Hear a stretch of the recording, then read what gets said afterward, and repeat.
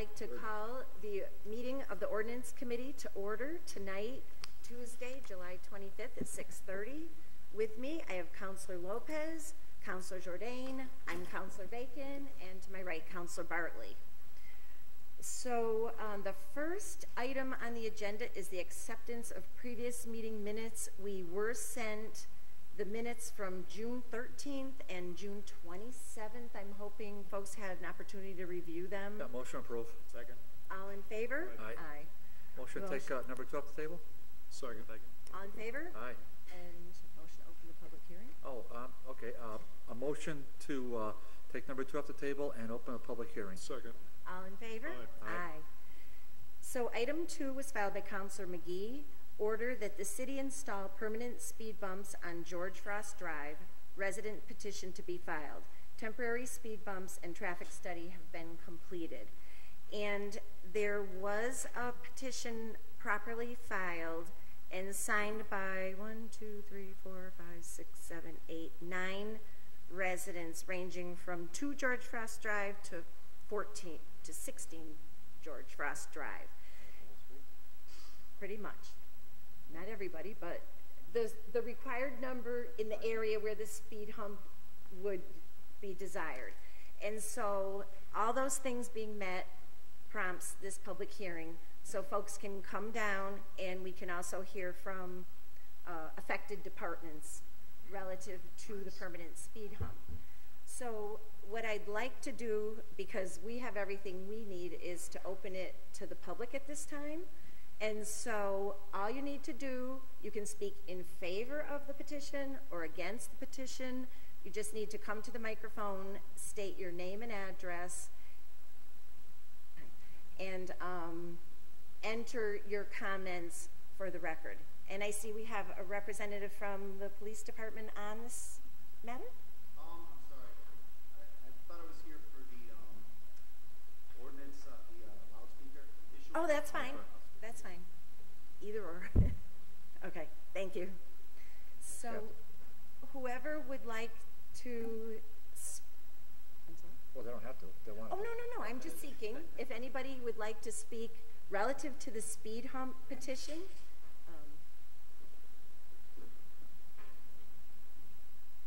Just make sure the microphone's on. Yep.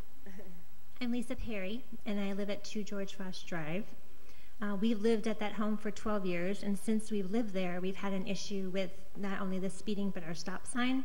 And we've talked with Councilor Jourdain, and he had a study done about 3 years ago because we had a bad accident across the street from us, and he was able to get the speed limit lowered to 30 miles per hour at the beginning of when the houses occur. But that hasn't helped. People are still speeding down the road, and people are going to the stop sign. I sat on my porch the other day and I counted 65 cars that went by, and only 5 of them came to a legitimate stop. And we have small children in the area, and we have children and families that ride their bikes and walk to the college, so it's very dangerous. There hasn't been a really serious accident. The accident that occurred was a property damage, but it's only a matter of time before there's a more serious accident, someone's hurt. Thank you. Okay, thank you. Is there any? My name is Josh Rickman. I am a resident at 12 George Frost Drive, and I'm probably not making friends with my neighbors here.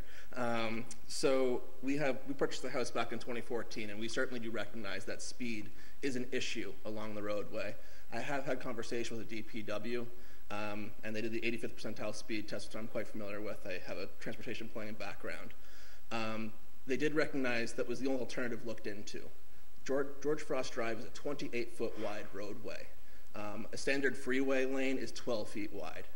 So if you kind of consider this in terms of the larger context, I believe there's other solutions that we can look into that are more cost sensitive than just installing a speed hump itself.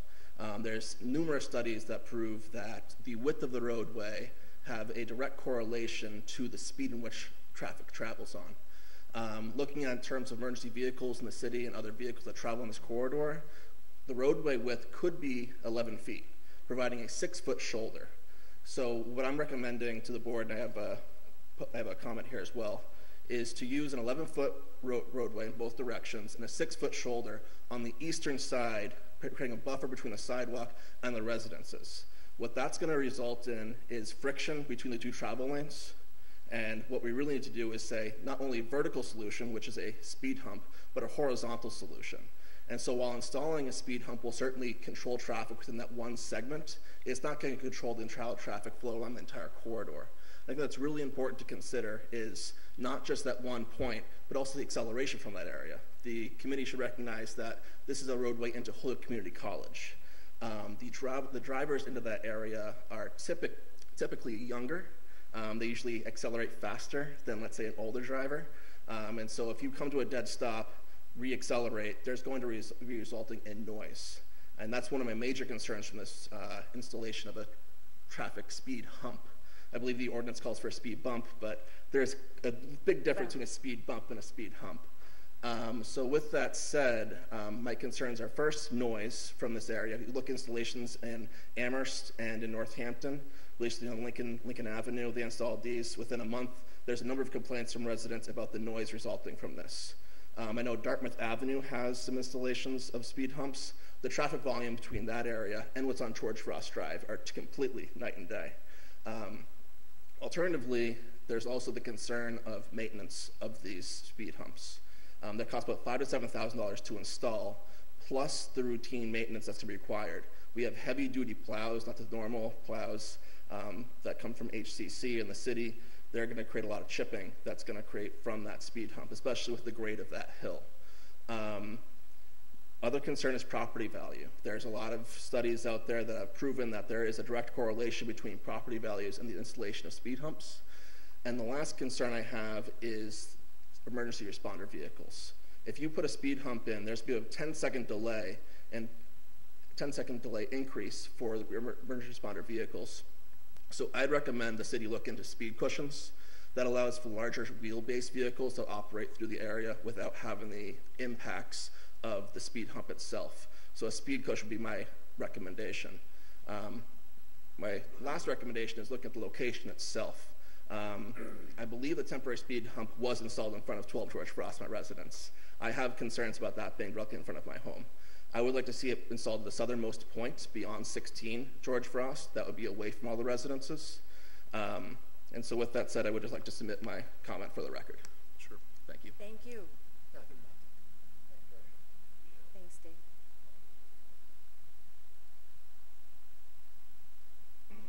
Thank you. Is there anyone else in the public that wishes to speak on the matter of the George Frost speed hump? Members of the committee, do you have any questions or comments? Councilor Lopez? Do we have anything from the fire department or the police? No. Not that I'm aware of. Crystal, you're not aware of anything from either department? We should have some. We have the petition attached. Councilor McGivern has joined us, and Councilor Lisi has joined us, and Councilor Sullivan. So, just want to take account of the people that live on the street. As I understand it, we have, I think it's all even numbers because it's only one side of the street, correct? So we have 2 George Frostes in favor. 4 is not on here. I'm assuming there's a 4. I don't know. Looks like 6 is a yes. 8 is a yes. 10 is a yes. 12 is you. 14 is a yes. And 16, is there not? 16's MIA. So we don't know what to take away from that. Is there a 16, George Frost? Okay. Is that where it ends, at 16? Okay. All right. So we have 1, 2, 3, 4. Oh, I'm sorry. 16 did sign this. I stand corrected. Jackie and Gronchkowski. So we have 2. So everybody but 4 and yourself. 4's MIA, one way or the other. And so obviously I think it's safe to say that there's strong support for putting in a speed bump, but we need to be sensitive to the comments that the gentleman made. So what's the view if if we did say yes to a speed bump, and I'll have some questions about the narrowing portion of it, is if we put it south of 16, George Frost Drive, do you think that would be to the Perrys? Do you think that would be do the trick? Or, and we're looking for one speed bump or two, or? Typically, You have to, can you come to the Yeah, just turn on microphone, the microphone. please? I apologize. So usually with FHWA, Federal Highway, or Mass DOT requires speed humps to be approximately 300 feet in distance or apart from each other. Okay. So you have to be considerate of the distance between them. Right, so we probably don't have 300 from the stop line to there anyway, so we're probably looking at just one. If we made the one past 16, at least that wouldn't be in front of your house. If we put it past 16, what's the distance to your house from there? Pretty substantial, because you're at 12, right? Yeah. Right. If it's past 16, you're going to put it at the bottom of the hill, so right before the grade ends, and so people are catching speed as they get to the bottom of that hill. Yeah. So that would be a way in which preventing people from continuing that speed past 16, 14, 12, and then rolling past the stop sign at 2 George Frost. So I think that'd be perfectly amenable. Okay, all right. So I think I have the information I need to make a decision. Okay. Okay. Counselor Lisi? Thank you. Just out of curiosity, it says that a traffic study had been completed, and I was just wondering if we have the results of the traffic study. I believe at a prior meeting, I know they had the temporaries up there. yeah, it really is a petition process. So they didn't say that they weren't warranted, which in some situations they might do. So there was nothing to hold up the public hearing and move forward with the petition. But I don't have a formal letter. Yeah, I think from what we've seen in the past is the temporary speed bumps are put in there. There's also some sort of traffic study that says the speed on the street is this much, even without the temporary speed bumps. So it's just like I'm curious where the city engineer is in making a recommendation, because usually we do hear from the engineer in some way on these. Because again, in our in the process that we created for the siting of the speed bump, the engineer is supposed to be weighing in on where the speed bump would be located. So at the public hearing process, you all have information about where it's going to go, and you can comment on how you all think, based on your direct experiences, that would impact the traffic. I understand we currently don't have a city engineer. The DPW superintendent is taking over that role, but it's some information that I think is probably floating around out there, and we should be able to make use of. Which I'm sure that we can. And our superintendent is an engineer. And so assuming that we close the public hearing, and jumping ahead a bit, if we do recommend, because this is a recommendation coming out of this committee, whatever recommendation we make goes to the city council. Even when it theoretically goes to the council and the council acts upon it, then you still have the money issue, because often things get approved and put forth, but if the money isn't forthcoming, it still doesn't happen. So there's a number of steps that will take place, including, as Councilor Lisi properly said, that the engineer would go out and we would have a request as to where the speed hump would go, but there may be engineering reasons why the engineer would then say it really needs to be somewhere else. So that's just something to be aware of. We have options here. I think we've all received enough information that we could close the hearing pending receipt, I think, of the report. It's been stipulated on the record that it's been completed. Or we could keep it open pending receipt of the report, but I'll defer to the committee as to your wishes in that regard. I make a recommendation that. I just saw Councilor Lisi have her. Okay, so. I just wanted to see if we could suspend the necessary rules and ask Crystal to talk about what our ordinance says about the speed bump process, because as far as I understand, the way that we had left it, we made some recent changes.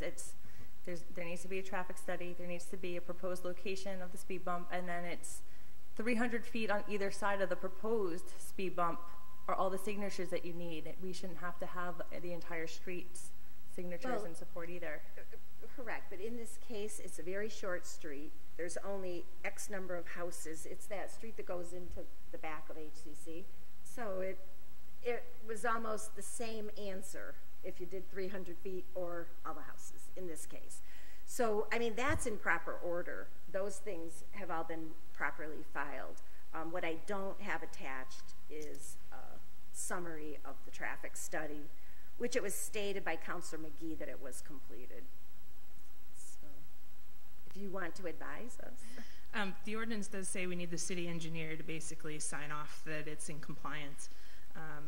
Police and fire should also make a recommendation that there's no negative impacts, and it's silent as to whether or not, if they don't say anything, that there are no negative impacts, but I think you could possibly assume that if they're put on notice that this is happening, they would let you know, just because it doesn't say that you need a formal report from them.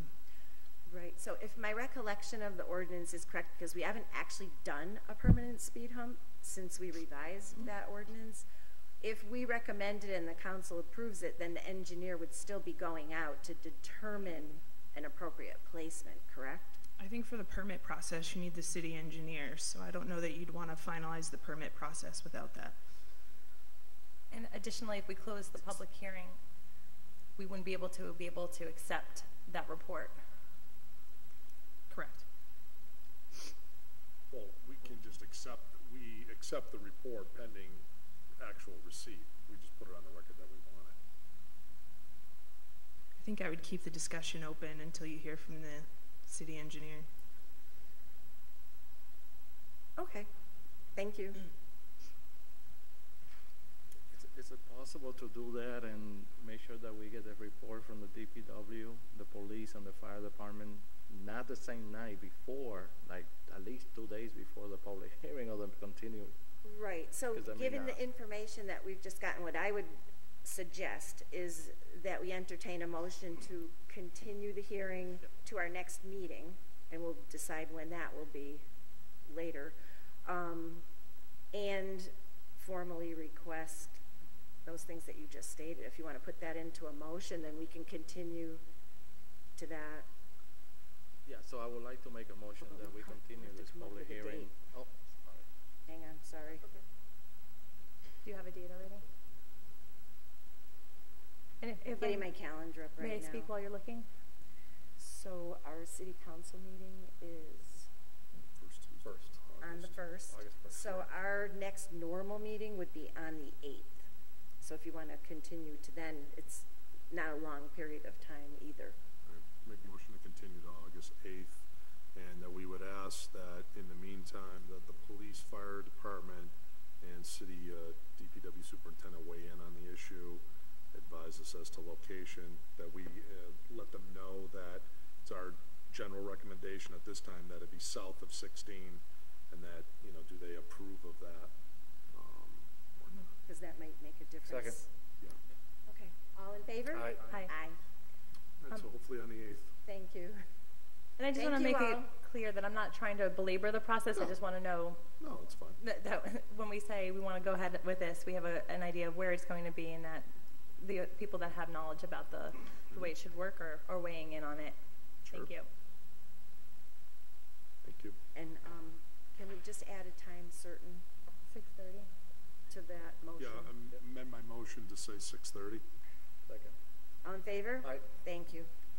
Just to dot the i's and cross the t's. Well, that's what we're all about here. That's right. Okay, I'll Make a accept motion to take item number 3 and 4 off the table. Well, actually, you know what? Well, maybe not. The other thing is, do you think 9 will be a long time?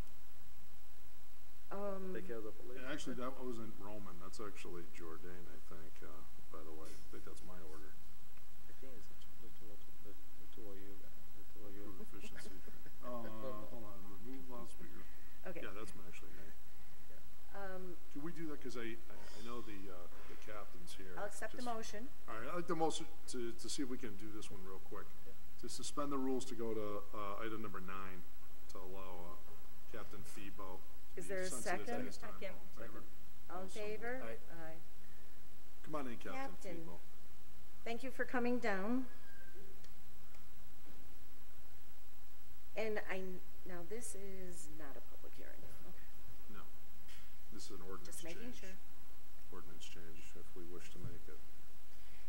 So at our last meeting, we did take up this order, but not having input from the department it would be switching from. We thought it might be prudent to hear if there were concerns, a thank you note, and we're never sure which direction, is more desirable necessarily. So rather than assume, we wanted to hear. So, Councilor Jourdain? Yeah, this, I'd have to check. There was a couple orders in here relative to this. I don't recall the equity and transparency piece in terms of mine, but I actually had an order that might be the cousin, if you will, of the Roman item relative to loudspeakers. Mine was more about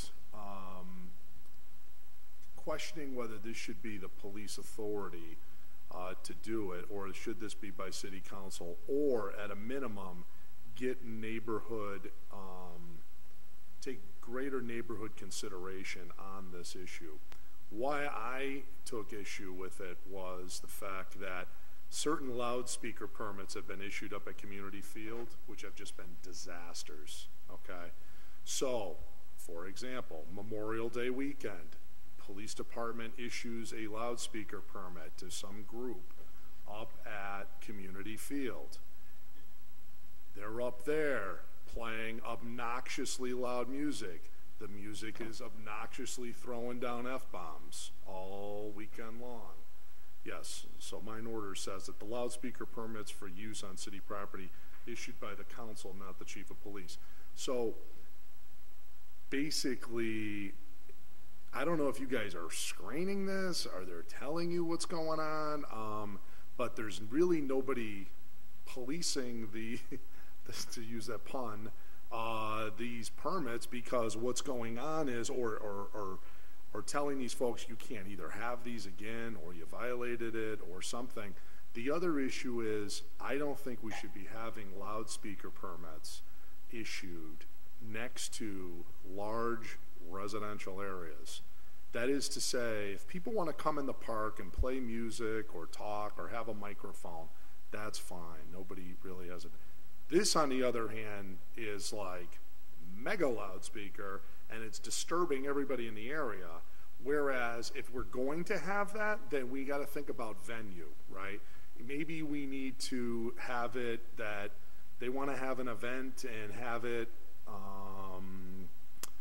if somebody wants to have a forum at the high school auditorium or upstairs or something like this. But this is a rock'em sock'em party that they are throwing with this loudspeaker permit. And I think the police department, if you guys want to do these, are going to have to really start asking some more questions, because they're coming in and it's massive celebrations. This isn't anything political in terms of like a loudspeaker permit to have a political rally. This is rock'em sock'em parties, and they are letting loose like a nightclub, and all these people in their backyards are trying to relax in peace over the Memorial weekend, and they're listening to F-bombs all weekend long. So that was why I got involved in the issue. I'd love to, I know you guys are there to keep law and order in Holyoke, so yep. Whatever your opinion is on all of this. So we were thinking maybe this gives the neighbors a little more juice if we had it over here at City Council to come and get these. I'd love to ideally not have this. I'd like us to not get involved in these, and but on the other hand, I'm concerned about this happened the first time I talked to the chief, and he's like, okay, well, didn't happen a second time a year later, and now here you go. So if you could take it up from there, Captain Febo, any of your opinions on this topic? Okay, I think it would be a mistake to take the authority for issuing permits away from the police. Okay. Just so you know, that we do a screening process. What we do is we take each application. We get many. Do some slip through through the cracks, of course, they're gonna, and I do want to address those community field ones. There's been a couple this year that have been horrendous for us, and we will learn, and those people will not be issued any type of permits in the future. What we do is we take the application and we do a Corey background check to make sure that we're not issuing a sex offender per se, a permit to go play around community field. Let's just use that as an example, but there's many parks and playgrounds in the city of Holyoke. So we do a thorough Corey background check. Another reason we pretty much have to keep this is because we have the commanding officer, or any officer, but we usually leave it up to the commanding officer, the ability to revoke an issue that comes up. If they have a permit and they're not playing ball and we're getting complaints, and you show up and the officer shows up and says, here's my permit by the chief. Oh yeah, by the way, we're revoking that on site. We wouldn't want to do anything to undermine our ability to do that. So we do screen everything. Anybody who has had a problem, we definitely will not get a permit in the future. Many permits are we don't get complaints about. They're religious and church outings. There have been very minimal, definitely a couple this year that have been going up to community field, and we are in discussions. We've been talking about whether we're just going to blanketly not issue any for community field, which is probably ideal, but I don't think we're there yet. But we are absolutely screening, and we do background checks, and we revoke them if need be. Yeah, I'm just going to respond and say, that sounds fine. I'm happy to pull my order back about, you guys stay in charge. I would ask, at least as it relates to community field, if people write, take a look at what they want to do. Maybe they should tell you what kind of equipment they're going to have, and then when they say loudspeaker, is that something off the back of a truck? Is that something, how big of a loudspeaker are we talking? Maybe they should disclose that to you. But as it relates to at least community field, I think the neighbors would appreciate their none. Maybe if they want to have a big party, maybe say somewhere else. And then, but that just wanted to pass that along. Thank you. Thanks, Captain. Okay, so what if though what would be the downside if we took it over? Well, the downside would be, some of the issues that I just took this off the website this afternoon, were transparency. I don't really understand that, but efficiency. Well, that efficiency's really hindered if you guys are gonna, or whoever takes an application and now has to ship it to us. If you want a Corey done, which is the right way to do it, if you want to look at the background and everything, that's going to prolong it. That's going to delay it. We're not going to be able to share any of that information if in case it's a complicated one, because we discuss these regularly. Like if I get one and the application's there's a history, we sit down, me and the chief, and we talk about it, and sometimes we bring in other captains and say, well, do you know this person? What's going on with this history? We look at there's a lot of things that we can't talk to you about if you're not Corey certified, Corey cleared, that would just complicate things. Now, on the HPD website, do you speak to the loudspeaker permit application process on the website? I'm not sure. What exactly do you mean? I'm not sure if we have an application on there. Well, just whatever the process, Captain. So because I get the complaints myself, because I've heard, and I've heard myself just how loud it gets at Veterans Park on Saturdays. In fact, there was just something this past Saturday where there was it wasn't a band, but it sounded like a band. It was literally on the back of a cart, and the street was blocked off. There was a detail officer. Chestnut Street was blocked off last Saturday. Okay. So was that an event, or was that just like a church group? I'm not familiar with that. Definitely a church group. Okay. No question. Okay. But so Chestnut Street, they're in Veterans Park, and then they were behind the old Holyoke Catholic, and they're kind of had a cart that's kind of driving around.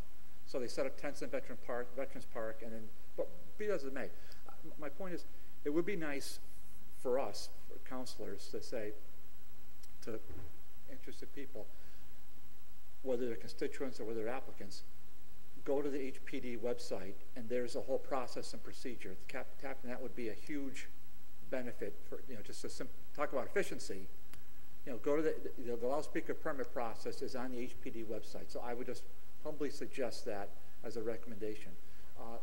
The other thing, Captain, can HPD impose a detail police officer on folks when they want to have loudspeaker permits? That's question one. And question two is, does HPD monitor these people? I mean, because it doesn't sound like it was being monitored all that great up at Community Field. So is that a standard practice? What we do is we take a copy of the loudspeaker. Once it's been issued, we take a copy of the loudspeaker permit and we make a copy. We bring it down to the commanding officer. Let's say it's issued for noon to 4 on a Saturday. That noon to 4 day shift commander will have it, on his clipboard. If a complaint comes in, we can pull it, look at it, take a peek. What are they supposed to be doing? What are they doing? Going back to the idea from Councilor Jordan about inquiring into equipment, that's a great idea, and we'll probably amend our forms so we'll have that, a small speaker, whatever it is, a bullhorn. But we can pull it and we can go check it. As for whether or not we can order them or demand that they hire a detail, that depends. I don't think we can, but if it's a large event and it's indoors or something like that, but a park or playground, I just asking a question. I wasn't making, but I will make this suggestion, at least on the application. Okay, so one suggestion is to put it on the HPD website, and then if in fact you do that, Captain, if you could just send us a communication to that effect, so we can have that for our, I can have that for my record, so I can forward that to people interested. On your application, it would be nice if the applicant was made aware that the police will monitor their adherence to the permit and city noise ordinances. I assume that's recommended somewhere, but it should be put in black and white so they're on notice. Obviously, we would definitely want to do the best we can as far as like if there's 7 permits issued over the course of a weekend. It depends on the call volume, but we can certainly make an extra effort to get out there and take a look at all of these and drive around. Well, I'm not saying you have, but at least on the application itself, Captain, it can say, it's written on there that the applicant should be put on notice that these are subject to review for compliance with city noise ordinances, and Crystal can easily get you the specific site to the noise ordinances, so we can put that on the written word itself. So just people are aware, and okay. So they can't cry foul. Oh, well, poor me. We didn't know about it. Well, yeah, it's right here. You did know about it. So that would be helpful. Thanks, okay. Captain. I just want to jump in with a question sort of from the other side of things. If a person applies for a speaker permit and they're denied for whatever reason, is there any kind of a path that they have to get reconsideration, or do you know? Yes. If they're denied, and we do deny some, particularly settled residential areas, things like that, if the reasoning is something like a party, just a general party, and it's just all kinds of reasons you can be denied. Always welcome to call the chief's office, and the chief has sat down on a couple of occasions, and myself or the chief, we talk about it, and we can explain our reasonings, and I mean, we're always open to a discussion, and if they make good sense and it's okay, and let's say there's 3 houses next to them and all the neighbors are invited, and they bring the neighbors down and say, hey, we're okay with this, sure, we'd give it a shot, and if complaints come in that night, then they don't get another one. It's not, yes. Okay. It's not a, we try to work with everybody. Don't knock on the door again. They can knock on the door again. Okay, thank you. Councilor Lisi? Thanks. Thanks for coming down this evening. I fully support the police department maintaining control of the speaker permit. Just out of curiosity, do we explain to people like what? So we say we have the right to revoke your permit. Do we say why? Like, what are some of the reasons why we would be revoking it? Oh yeah, it doesn't. Let's be very clear. It doesn't happen often, but if it happens, they know why. It's because we've been there and we've asked them to turn it down. Yep. And then they turn it down, and we drive away, and there's another call. and then we come back and we got, listen, one more bite at the apple, and then we're shutting it down. It's a 3 strikes. It's like it's 2 to 3 strikes depending upon, I mean, if we're getting 10 calls, and I mean, it's, yeah, they know, and it's clear. And then in this particular situation, were there calls coming in to the police department, or were they just calls coming into counselors about this community field incident that seemed to disturb the neighbors? Well, I know of, I think, 2 instances of this year. I think we know the same ones. And we did get calls and respond. And I honestly, I believe there was some confusion on our part on what our authority is, because we get confused too sometimes at the patrol level. Where here's a permit, it's signed by the chief, but we can revoke them, and we've since made that clear to all. We have a lot of young officers. We made it clear to all of them that we can revoke it at any level. They don't want to cross the chief. Does it say that on the actual permit itself when they say, here's my permit? Because I think making it that really clear and explicit, like this permit may be revoked, so that your patrolman and also the permit holder, you know, has that information right at hand, and then there's no dispute. This can be revoked if you're not complying with our local ordinances. I'm not sure if it says it per se, but that's not a bad idea. Like I said, it doesn't take much to go in the computer and adjust these and make some. But we learn as we go, and I think really I don't think we had many problems in the past, but they're certainly starting to pop up, and we want to address them and deal with it. Definitely do not think that removing the authority from us is the right way to go. Okay. Yeah. Councilor McGivern? Captain, do you also check the location? You know, if it's a park, do you check with the Parks Commission before? Yes, they actually, before we approve any loudspeaker, before we'll even look at it, attached to it has to be something from a form from the Parks Department okaying it. And if it's a privately owned lot or privately owned property? No. We just, if it's suspend the rules. I don't know of any that fall into that. We usually get like. Well, I mean, you mentioned church, yep, which is interesting because the complaints I've been getting, and I actually witnessed once, is on Sunday mornings was a practice. I'm not sure if it's still going on, of a individual of a certain denomination preaching in a vacant lot with the use of a loudspeaker near a church where services were going on, and attempting to get members of the church to cross over to what he was preaching about.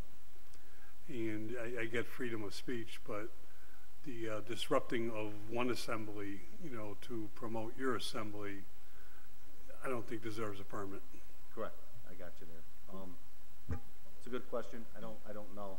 And we usually, they're issued to a specific address, and usually it's the church groups will use their church address, and that's where they should be if they, you know, run across the street to a vacant lot or something. Hopefully we would get a call and take notice of that and go over and tell them this is not the correct spot, but they shouldn't.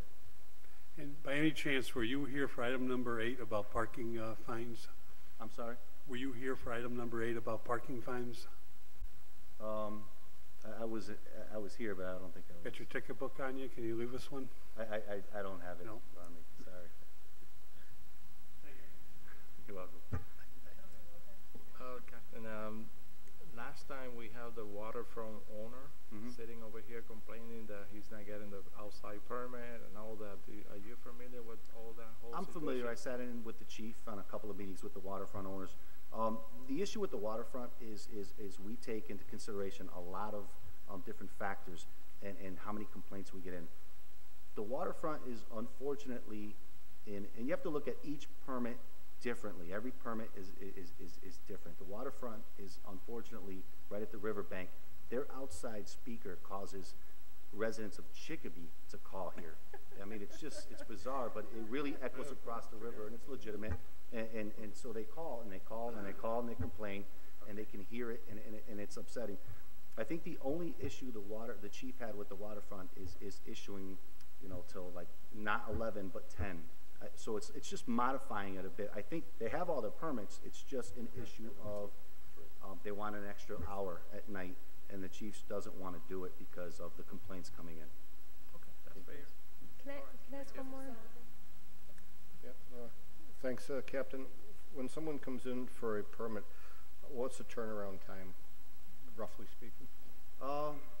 It could be as quick as a day, or it could be as long as a week, depending upon if the chief's out of the office, or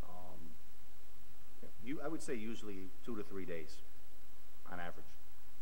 Okay, and that's something I'd like to bring to you today. If it went through the city council, it could take 2 months. 2 to 3 weeks at least. Councilor Lucy? Thanks. Last question I have is, do you have a sense of like the volume of permits that you're looking at per year, and then maybe how many are approved? Almost all of them are approved. I would say maybe 5% are not approved for all kinds of reasons, whether it's somebody's history or location. Those are the 2 big ones. I would say it's more seasonal. In the winter, we don't see a lot of them at all. They're all mostly 90% of them are spring, summer. Everybody wants to be outside and do their thing. So I don't have a number. I'm sure I could get a number, but I don't have a number with me. Yeah, it'd be interesting to see. It'd be interesting to see. Thank you, Captain. Are we ready with Yeah, I'd like to make a motion that the order on item number 9 has been complied with. Second. All in favor? Aye. Thank you very much. Thank you. Thanks a lot, Captain. Yep. I'd like to make a motion to remove item number 3 and 4 from the table. Second. All in favor? Aye. I need a motion to open. I'd like to make a motion to open the public hearing on items 3 and 4. So item 3 is a petition of Dennis Croto for a zone change at 79 Lower Westfield Road from current zone BL to proposed zone BH, map 117, block 00, parcel 003. Item 4, petition of Dennis Croto for a zone change at 83 Lower Westfield Road from current zone R1A to proposed zone BH, map 117, block 00, parcel 004. I know, and we just received immediately before this meeting correspondence from the planning board. Councilor Bartley?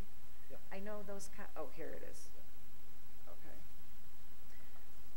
So I would like to read into the record, and I haven't even thoroughly read this, but I have the general sense of it, and then we'll hear from the petitioners.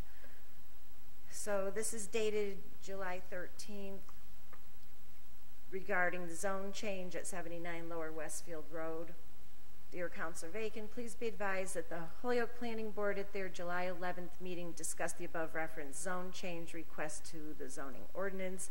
After considering testimony provided by the applicant and by members of the public at the public hearings, the board voted unanimously to recommend to the Ordinance Committee of the City Council that appropriate procedures be taken to allow the applicant an opportunity to withdraw this application without prejudice. As discussed more fully below and in our accompanying recommendation with respect to the applicant's application for a zoning map change, we conclude that the proposed BH zone would have a substantial deleterious impact on the abutting residential neighborhood. The current BL zone would allow the applicant's project to move forward while affording appropriate protection to the abutting residential zone and remains the appropriate zone for this parcel. Findings: 1, the property at 79 Lower Westfield Road along with the abutting property at 83, also seeking a zone change, occupies a transitional area in the city. It is surrounded on all sides by residential zones and a densely developed retail center. Tannery Brook forms a natural boundary between this transitional area to the east and the commercial district to the west. By topography as well as by its placement among residentially zoned parcels, 79 Lower Westfield Road belongs to the residential neighborhood rather than to the commercial district. 2, the residential neighborhoods that would be affected by this zone change application are well established, characterized by longtime residents who intend to remain in their homes for the long term.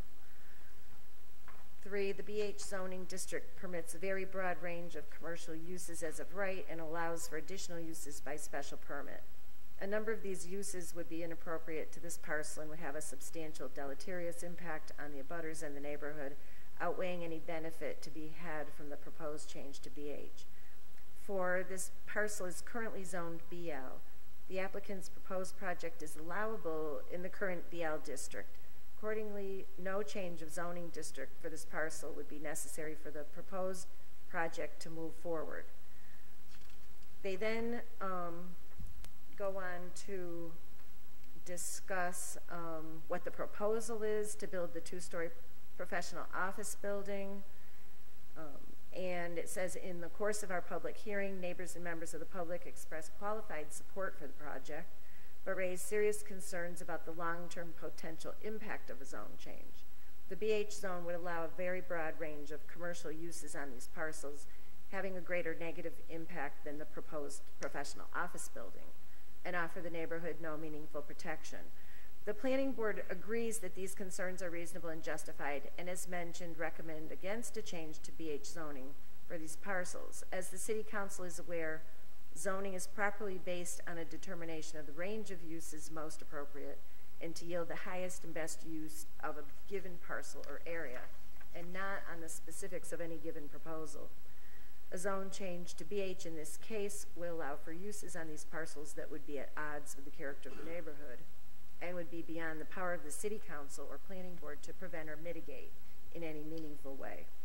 Additionally, zone changes may not be made conditional upon a given proposal or project, and once a zone change is granted, any of the uses available in the new zone may be placed on a parcel. The applicant has based their zone change request on two considerations.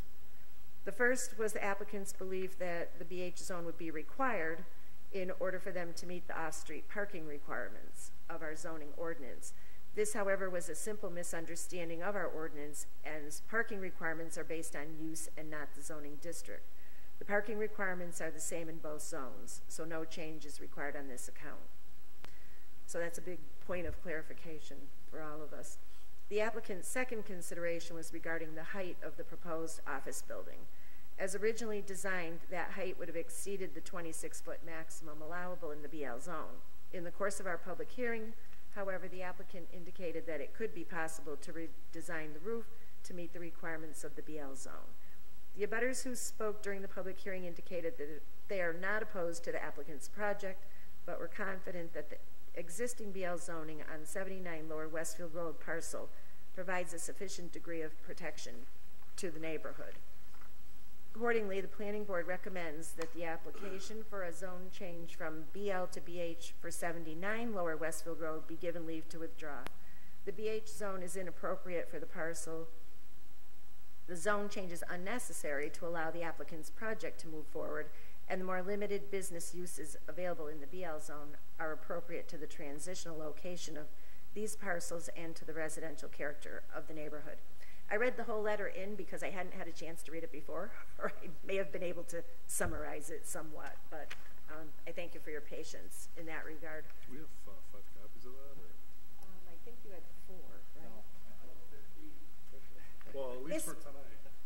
As I noted, these just came into my hand tonight. I know, I'm not blaming the committee, but this practice of not joint meetings is getting very difficult to do these things. By their choice. Madam Chair? You're not even present here tonight. No.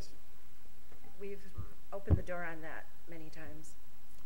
Council Barton. Well, I just want to hand you this letter as well. So it's just, this is for 83 Lower Westfield. So you read the one for 79. Oh, thank you. So, I didn't even realize. Oh, God help us. Okay, so because these are very similar in nature, I'm not going to read the entire letter into the record relative to 83 Lower Westfield Road, which is the one that is zoned residential that was transferring to the BH. So in the first case, they're saying to leave it as the BL. And in the case of 83 Lower Westfield Road. 79 is already BL? Yeah. Yes. Okay. They asked for a change to BH. So in the case of 83, I'm going to go to the final paragraph and say that the Planning Board recommends that the applicant take whatever alternative procedural avenues available to either withdraw its current zone change application and replace it with an application for zone change from R1A to BL, or be permitted to amend its zone change application from R1A to BL. The BH zone is inappropriate for the parcel, and the Planning Board recommends that a zone change to BH be denied. So I think the background information is the same in both cases, so that we have a complete record for our purposes of the public hearing. So if the applicant wishes to address us as part of the public hearing?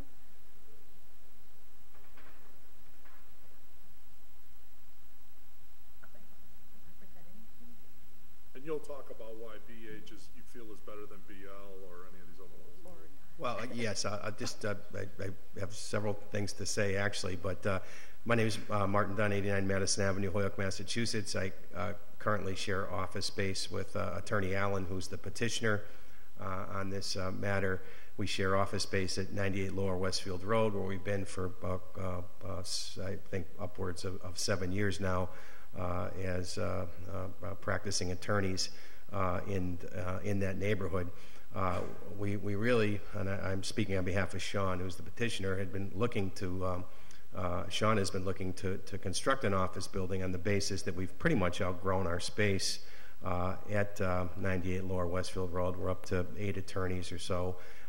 We love the area. We feel like we've been solid residents in that area and quite frankly, solid citizens for the community. The practitioners there are by and large all Holyoke residents who have practiced law in the city of Holyoke for many, many years and all hope to continue to do so within the parameters of the city.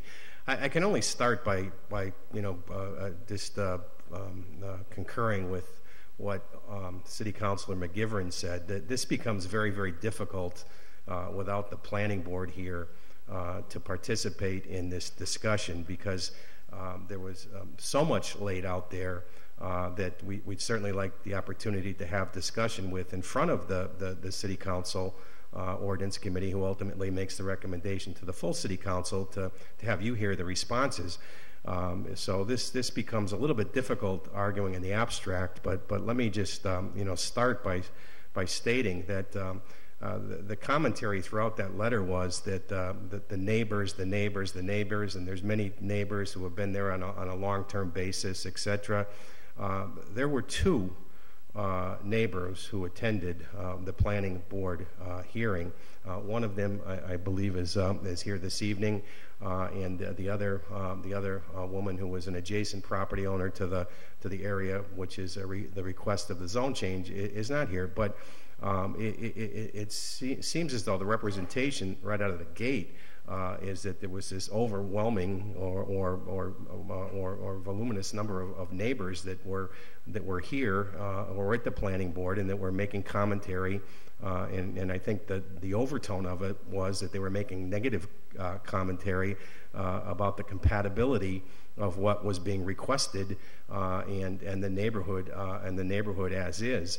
I mean, at the end of the day, it's a residential property and a BL property, and the request for and being a business limited property, the old Christmas tree shop, it already is retail. It's already zoned for retail, so there could be a retail establishment which is placed in that location, which we argue would bring about much more traffic than the office building that is being requested, and that is what's being requested at the end of the day. It's as stated by many of us at the planning board meeting, and I believe at the first public hearing here. The request is made for the ability to construct an office building that would accommodate the 8 or so lawyers that are here, and to put off an office building which would be aesthetically as pleasing to the neighborhood as possible, and that would accommodate the parking requirements that are needed for an office building. So it's our position, right from the beginning here, that what we're requesting to do is really less impacting on the use of the property that could be put forth right now in the development of a retail store, as was the Christmas tree shop. So just a couple of points in that regard. The request is for an office building. The reason for a BH as opposed to a BL is for the height of the building. There was a flat roof issue that and if we kept it as BL, there'd have to be a flat roof. There's been some preliminary discussions about design, and we think that a flat roof would not be the perfect look for the neighborhood or the perfect look for the office building. I'm not as much into the weeds and the detail as Sean is on this, but he has done work on this and doesn't believe that the parking requirements can be met under the BL. That it is the BH that's needed to accommodate the parking that's required of there. So the letter was so long, and there seems to be so many issues to refute that I can't remember all of them one by one. But you know, the essence of what we're trying to say is that, you know, we're a group of local residents who have a long-standing affiliation with the city. You know, the question before the planning board was, well, what if you flip the property? What if you go in and have an office building? You decide to put something up with BH. That's not the request of. I think that's really unrealistic, to be quite frank. There's 8 or so Holyoke lawyers here that are certainly looking to end their career at this office building, and the thought that we're going to construct an office building, it's then going to be knocked down, and something along the lines of BH are going to go up, I think is pretty unrealistic. Is it a concern? You can draw 100 inferences. You know. The question was asked, you know, 3 times by a member of the planning board, 3 separate times. Well, if you get BH, it could be a strip club. If you get BH, it could be a strip club. Well, I'm not even certain if what it can be under BH, but I know this, that in past experiences I've seen with the city of Holyoke that needs a special permit. So I think a lot of negative inferences were drawn as to what could happen there. But I think the reality is as to what is going to happen there if Sean has allowed the zone change. It's that there's going to be a nice office building there, that there's going to be 8 people practicing law who have been in the city practicing law for, I can't even add up the number of years. Jackie Moriarty's 63. I think he's been practicing since the 1970s. It's got to be over 100 years of combined experience. That there's going to be an office building where local lawyers are looking to practice, to stay in that neighborhood, to anchor that neighborhood, and I would submit to you that it would be less impacting than if this owner takes this property and decides to do something else on a retail basis, which I think has there's a lot of options that he could take. The second thing that I'd like to state, just to refute the BH and what if, is that was the whole purpose many years ago, as Alderman McGivern will remember, is for site plan review. That if you do have an unfortunate circumstance or a zone exists and a development on that zone itself would be incompatible with the neighborhood, that's where you have site plan review to try to protect the neighborhood. Arguably, you can't make arbitrary decisions with site plan review, but you certainly can impose enough conditions through site plan review which would make it very difficult for something to go there. It's not a very big footprint, and if someone tried to do something under a BH zone there, I just think it'd be so tight a fit that it would be not practical to think someone who was going to put something there, and if there were conditions imposed upon it, that they could make that work for BH. It really isn't big enough to work for anything that I would suspect someone in a BH zone will be looking to do to develop it under that zone. They talk about a hotel, etc. I just don't see how all that fits on that smaller parcel. So I know there's a lot on the letter. I wish the planning board was here tonight and we could have that discussion amongst all of us, but they're not. So I try to address as much as I could and would be happy to try to address anything specific that you have to say. So thank you for the summary, Attorney Dunn. From my first reading of this, it doesn't seem like the things that they're recommending would stop the project. from a straight well, reading of it. I believe it would stop. I believe that it's going to stop the project. I don't say that in a threatening sense, but you know, the configuration of the building doesn't work under the BL. The parking, we disagree with the analysis there. We feel the parking doesn't work under the BL. So you're stipulating that this is factually incorrect? I am not. From my understanding and the petitioner's reading of the zoning ordinances, he didn't have that. He didn't come to that conclusion. So if they were here to state how they came to that conclusion, let me just state that's not the conclusion that we came to. I hear you. Well, this puts us in a bit of a situation. So, just for my part. Would you like to hear from an attorney? This is the petitioner. Well, I think what we're going to need is something more formal, because we have a written recommendation from the planning board that stipulates that the parking needs would be met, that would be allowable the same under BL as BH. They're basically noting that to go to BH is basically a spot zoning situation, to go from R1 to BH. But they're also saying that with some modifications, there's nothing prohibiting the project with all the parking that you indicated in our first meeting that you needed, and giving the same office square footage that you are seeking. I mean, I wasn't at the meeting, so I don't know what the tenor of the meeting was, but just reading the words, it seemed to me like they were going for a win-win. Mm-hmm. We're not disrupting the zoning. BL next to BL is not a spot zone. You can still do the project. I don't know. That's just how it reads to me. But Attorney Sean Allen. So as you're aware, the last time we were here, we brought Mr. Murphy, very reputable architect who I've paid thousands of dollars to, who knows the zonings in and out better than, I'll tell you, the lawyers that are in the room, because this is what he's done in Holyoke. So I brought him here. He did a long presentation for those that you were here, and I also brought him to the planning board. So what I am presenting is coming from him, so I am really relying on him. And they're proposing we reduce the size of the building. I need a 10,000 square foot building. I don't know if you recall, I had some Springfield lawyers here that were here the last time they came up and spoke. I've got a lot of people committed to this project. That includes lawyers in Springfield that want to leave Springfield and come to Holyoke and do business. I don't know how more positive it could possibly get.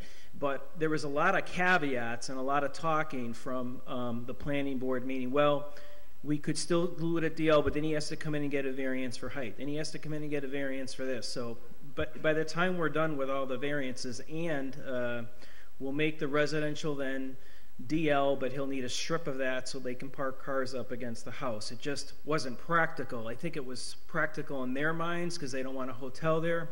I don't know how to, it's not project-based. No incentive to put a hotel there. I think you all are familiar with the lawyers in Holyoke.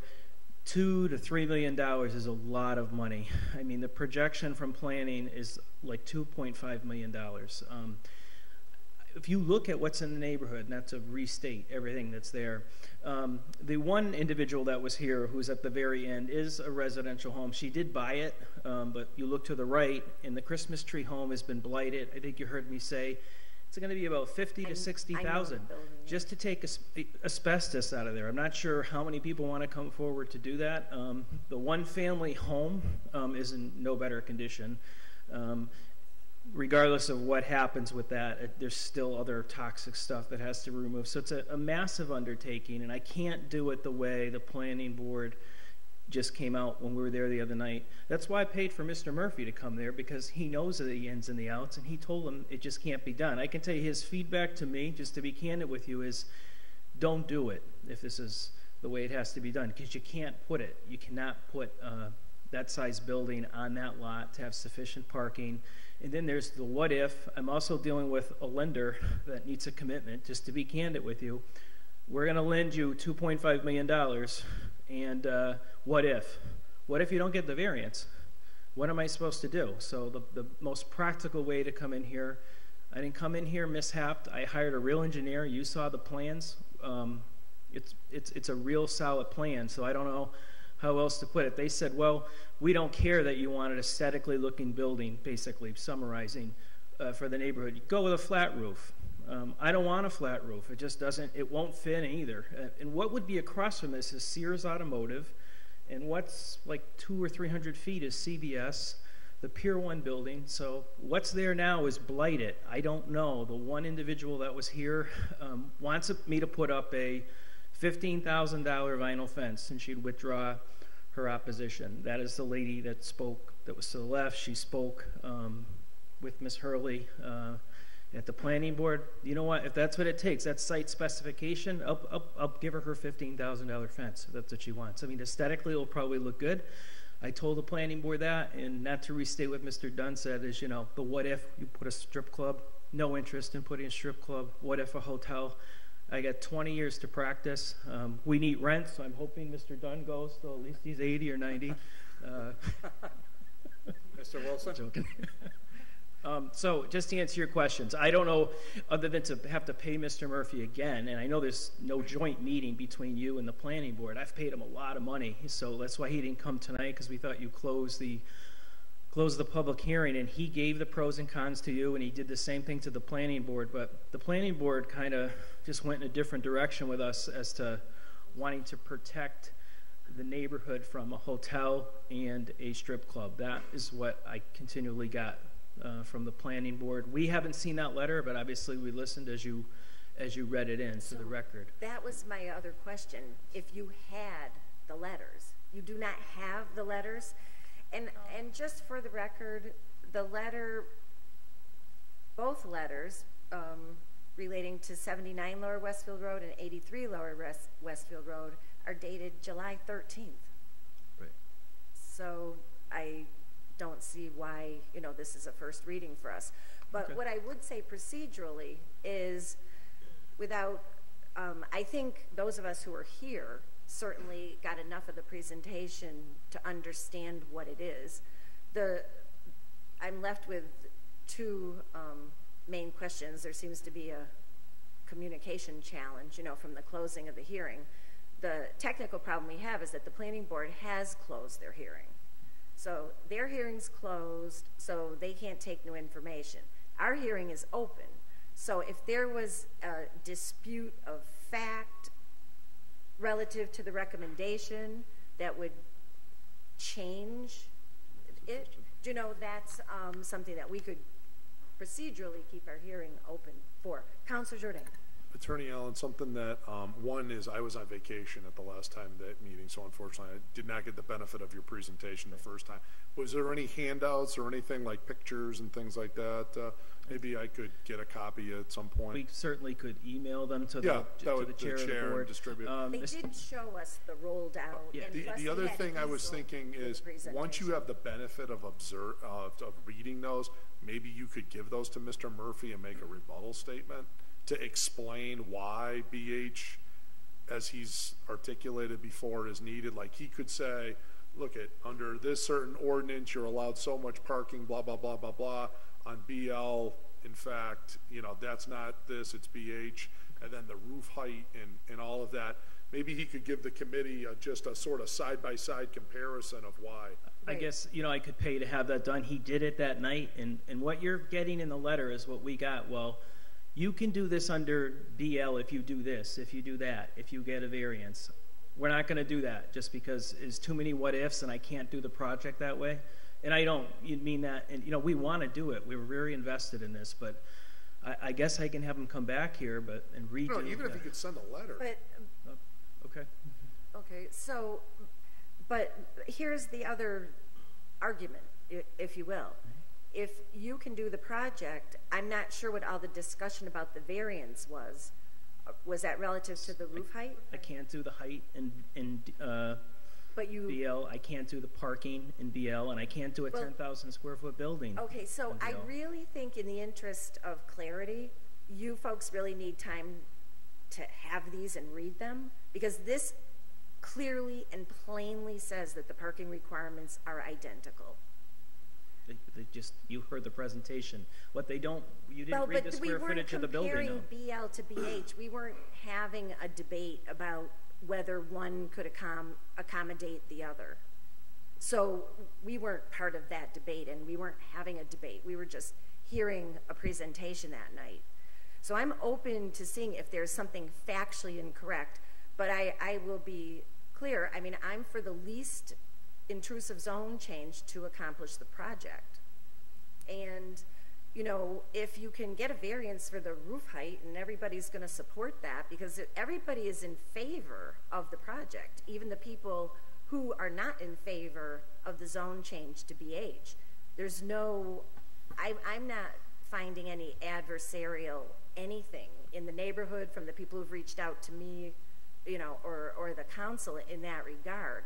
So I guess, you know, I would hope that we could just work through the variance thing, get the roof height. I mean, I'd rather have it be aesthetically blended rather than a flat roof, but it's the size of the building. I cannot put a 10,000 square foot building on the lot the way it is. They don't address that in this letter. it doesn't say that. Because they didn't want to hear that. They wanted to hear this is how you could do it at, and it's not supposed to be project based, as you all know. This you don't need to do this at BH. Do it at this way, because if you do it this way, then there were all these caveats, and you're talking about an enormous administrative and very expensive process when it doesn't have to be done that way. It appears they were dug in on a strip club. I don't know if they made a record, a strip club and a hotel. Was the feedback we were getting. That's why we don't want BH, which was a little, we listened to them, but so do it in BL. You can't do it in BL. They heard that from an architect, I think, if you recall Mr. Murphy's presentation. So I can go back to him, but I know I can't put that building on that lot. So Do you happen to know what Sears, CVS, like Pier 1, what those are zoned? Are BH. They're all BH. So why would it be spot zoning in that location to say, I mean, I agree with the chair, I didn't see that, but is there an inference that it'd be spot It's residential, zoning? residential. Yeah, there's like a sliver of BL. resident. It's like BH. The There's BH across the street. BL. There's BH here. The BL was put in the residential. I think that might have been spot zoning years ago, but now it's there and it's zoned. But Right. I follow the logic, but now they have it, and unfortunately there's this house, the second parcel we're talking about, that's right there. But I think if we were in here now and it was just all residential, saying, the third house on the street in between two family, residential, we want this, that would be spot zoning. But you may take a different view. Your law department may take a different view. But I mean, my understanding is you have the authority to vote, make a recommendation. It could still have to go to the city council, and they certainly could say yay or nay based on the votes. But you may not agree with that analysis either. But Well, no, that is good. That's certainly an option. Councilor Bartley? It is a quick analysis. That's exactly how it works. Yeah, Madam Chair, I did want to ask a question, but I don't know. Sure. Mrs. Hurley, did you want to speak? Before I'd rather just hear from her first. All right. Yeah. I thought you wanted to be in the queue. I mean, we're in the... Well, I do, but... Yeah. Okay. So my name is Mary Hurley. I live at 72 Lower Westville Road, which is diagonally across from 83 Lower Westville Road and adjacent 79 Lower Westville Road. The main thing is 83 is already zoned business limited, which is fine. My understanding is that Attorney Allen wants to purchase 83 and have that zoned business highway. My understanding is that the property at 83 is not going to be purchased by Mr. Allen. That is my concern, is that that's going to be zoned business highway without any guarantee of what's going in there. So your concern is he's not going to own both parcels? Correct. Okay. Can we clarify that Yeah, can we get that issue? straight up? Yeah. Let's just address the, are you going to own the whole? yeah, the purchase is to buy both properties. I can't do the building without both properties. So you're not selling one of them off? No, after this zone change? Unfortunately, I wanted to do just the one property, but I couldn't because of what we need. So you need both, and you're going to use both to put this building. Yeah, up. Mr. President, in fact, he said that at the last meeting. Yeah. So I thought that Again, I thought that point was clear at the last meeting. Right. Just so you know, I didn't have the vacation. No, Kevin, Well, I and realize there's that. been a lot of back and forth, so some confusion. Okay, so that's clarified. So under that clarification, it's the height. At the planning board, we had no issue with the height. Myself and Brenda Quinones, who's a neighbor across the street, we had no issue with the height. It was a issue with the aesthetics of the roof, whether it be flat roof or slanted roof.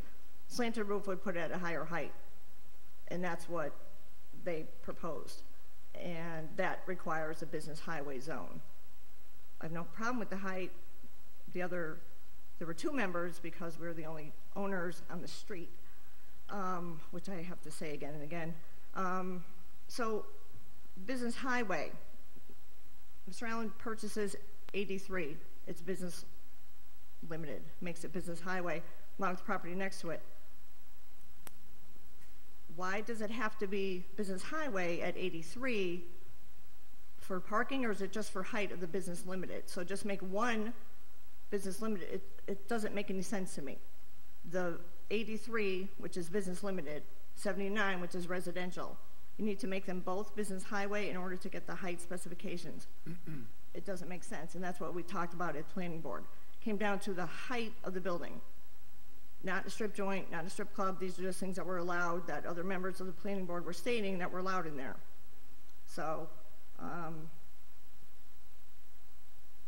again, once you zone something business highway, the owner of the property now say, oh, see you later. There's no guarantee and nothing can change. I'm not saying they're going anywhere. I'm not saying that they're going to do anything like that to the neighborhood. My concern is that there's no guarantee from the current owner what he's going to do in the future. There's no concern, there's no guarantees about anything.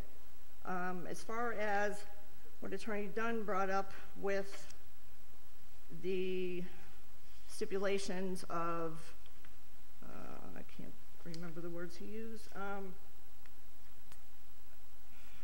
Excuse me.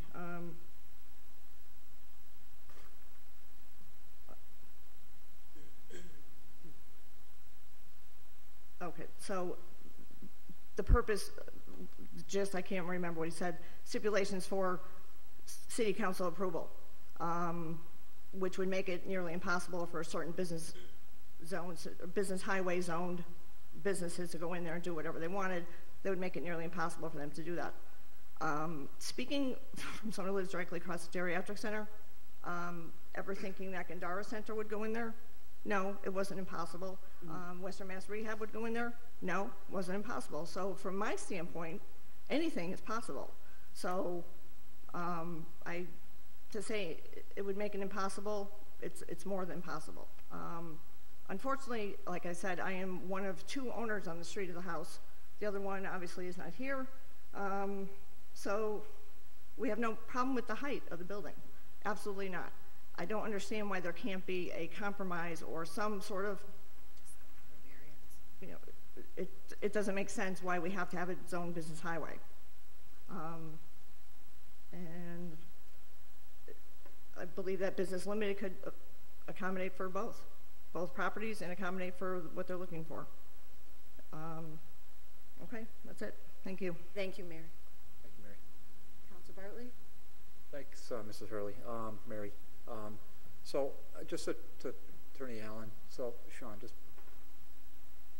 may I, Madam Chair, ask a question? Sure. Okay. So Sean. He's willing to answer.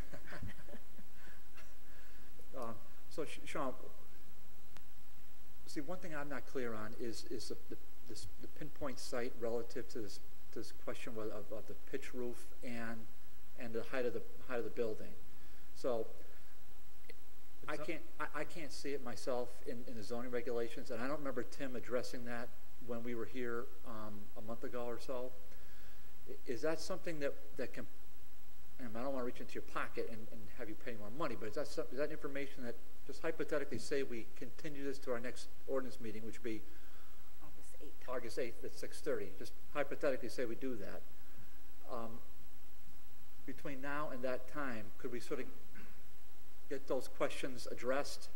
Because those seems to be the ones that, I mean, you've addressed them. I mean, I applaud you for addressing one for your butter to the east, I guess it is, because she was here, and I think she spoke well, and you seem to have addressed her question.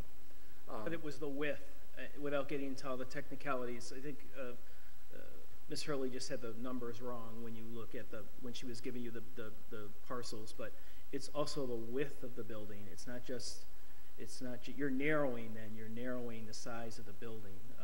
And then what is the building going to look like in that configuration on that one piece? And it just... So the height and the width are impacted negatively, in your opinion, and in Tim's opinion, if you're limited to the BL zone. Right, and you can't just variance every angle of a building, because then you still have a parking issue. He's educated me on this. As you know, I'm not a builder, but I've been listening to him, and I listened to him in front of the planning board, and the way around it for them was to variance everything, and you can't do it. And he told me again, I met with him a couple days ago, and he was pretty clear. I can have him write something like Councilor Jourdain had suggested, but quite honestly, I'm into this project for so much money at this point. It would be nice to just get a vote one way or another. Yeah, Sean, I guess. But I hear what you're saying. Well, one thing, it would help me to see it, and then also I thought it would be helpful to you to at least have these two letters in your possession. I mean, I don't think we're asking for a lot of time between now and August 8th. Of course, the next city council meeting wouldn't be till the first Tuesday in September. Maybe that sets the project way off course. I don't know, but well, it does. It would set it off course by 6 or 8 months, because the asbestos has to be removed legally. The building has to come down. We're going to be into the winter, but I understand your concerns. I've been proactive. I've been here. I've had Mr. Murphy here. I don't think his analysis is going to change from what we just did at the planning board or from the presentation, but I'm listening to what you're saying, and I can ask him. I'm confident. I'm very confident in your application. I'd be prepared to vote tonight, but if I'm just throwing out as a certainly our request would be that you vote tonight. I still don't, the city council still can debate it and decide whether they're going to vote for it or not, but in good faith, we've come here. I've spent a lot of money. I understand you want me to go back to them to redo what we've already done, but it's kind of not fair to us either. But I hear what you're saying. But well, we're not going to variance our way out of every issue, and we're just not going to go through that process. So. Well, not to speak for my fellow committee members, but I think what they're asking for is the product that was already produced and given at the meeting. I don't think they're asking for him to do any more work. They're just asking for the copies that were presented at the meeting, because a couple of people weren't here. I don't think you're not looking for more work. Well, it may benefit them to look at the recommendation and be able to show the ways that their proposal... We've offered that, yeah. So you have the floor. No, but if you wanted to say anything else before I... No, go ahead. Sure. I just wanted to say that when I'm looking at the zoning map, I don't see any BH in the area. There is BH on the Pier 1 parcel, but the rest is all business limited and business general, not business highway. And then there is a significant residential R1A zoning in there. So I think the planning board's correct in saying that it would be a spot zone change. And I don't see how, so given that the business highway district is the more liberal district, I don't see how that would create the impetus to create the pitched roof or to create a different set of parking requirements. It seems that they would be more, you would have more weight on you to provide more parking in the BH zone because of the way that the zone is, it's set up to be more large scale retail. So it seems that you would have a harder time meeting the parking requirements of a BH zone rather than a business limited zone. And again, I think what I'm hearing from this body tonight is that the project seems like a great project. Even the neighborhood is all in favor of, you know, working with the project, and the pitched roof is desirable by all parties that I've heard speak this evening.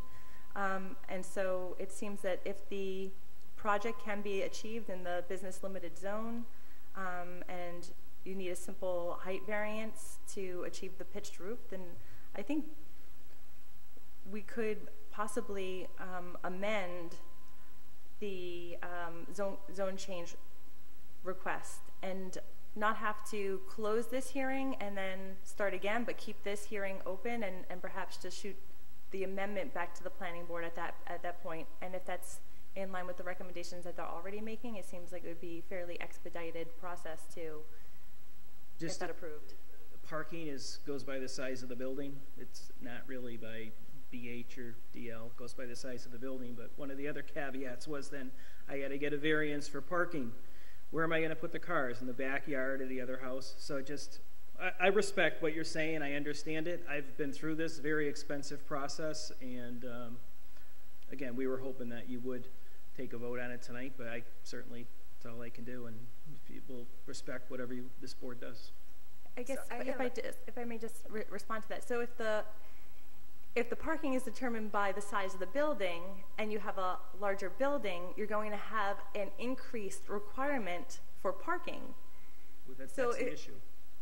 That I can't put a 10,000 square foot building the way it is, but their thing was to get a variance or to combine the two lots. All these ideas they were having then I have to combine the two parcels, get a variance for parking, but they want me to leave the house as it is, and then we're going to have our clients or whoever then parking behind the back of the residential house that's there now with a pool and stuff that would have to come down. So there was a lot, I understand what you're saying, but the practicality is what dictates parking is the size of the building, and so many for handicapped, and so. Yeah. But I just feel like at the end of the day, the math is if you have a bigger building, you're going to have a larger parking requirement. So it doesn't seem to be the escape route that you're pitching it up to us to be, because you're going to have more parking requirements to accommodate with a larger building than if you were limited more in some way on a But you're limited with DL as to the width of the building and the height of the building. And then on top of that, all these other issues to go around and get all these variances. So. Okay, Attorney Allen, for you and your project timeline, it would make a big difference whether we voted next week or if we voted in September. It has a very significant impact for purchase, for financing, for trying to keep the project on track before we get a large storm. As you know, it could come down and be framed, and then the inside work could be done even through snowstorms. So that's just to be candid with you. Right, you're losing some of the construction season. Yeah. Okay. Madam Chair, my recommendation is something I think this committee should consider is I would like to keep the public hearing open until next week, that we actually have this before the next city council meeting next Tuesday, that we get together maybe 20 minutes or so before the next council meeting next week, and at that point we could vote to close or not close a public hearing. I would like to afford the appellant, the applicant, an opportunity to submit this additional rebuttal. Now that you've had an opportunity, you know these documents now exist. You should get them. I don't know why 2 weeks. 2 weeks after they're published, you still have not been given them. But I think you should have the benefit of having an opportunity to review those, and if you wish to provide rebuttal, through Mr. Murphy to this and submit those next week. And then the council could vote to close the public hearing and then take a vote for next Tuesday. And then this way we're not talking about a vote in September. And then we just have at it, one way or the other next week. I will second that motion. I have one remaining question and under discussion. Sure. We can have a motion on the table, which is fine. At the last public hearing that we had with the presentation that was made, I was under the impression that the building was being built on the lot that is currently zoned BL. Was that a mistaken impression on my part? It is, but the hitch to the reason we're in here is because of the parking issue. Exactly. Right. Exactly. And very clearly in here, it says with BL, the parking will be the same allowed under BL as under BH. That to me is a very important fact on this vote for me.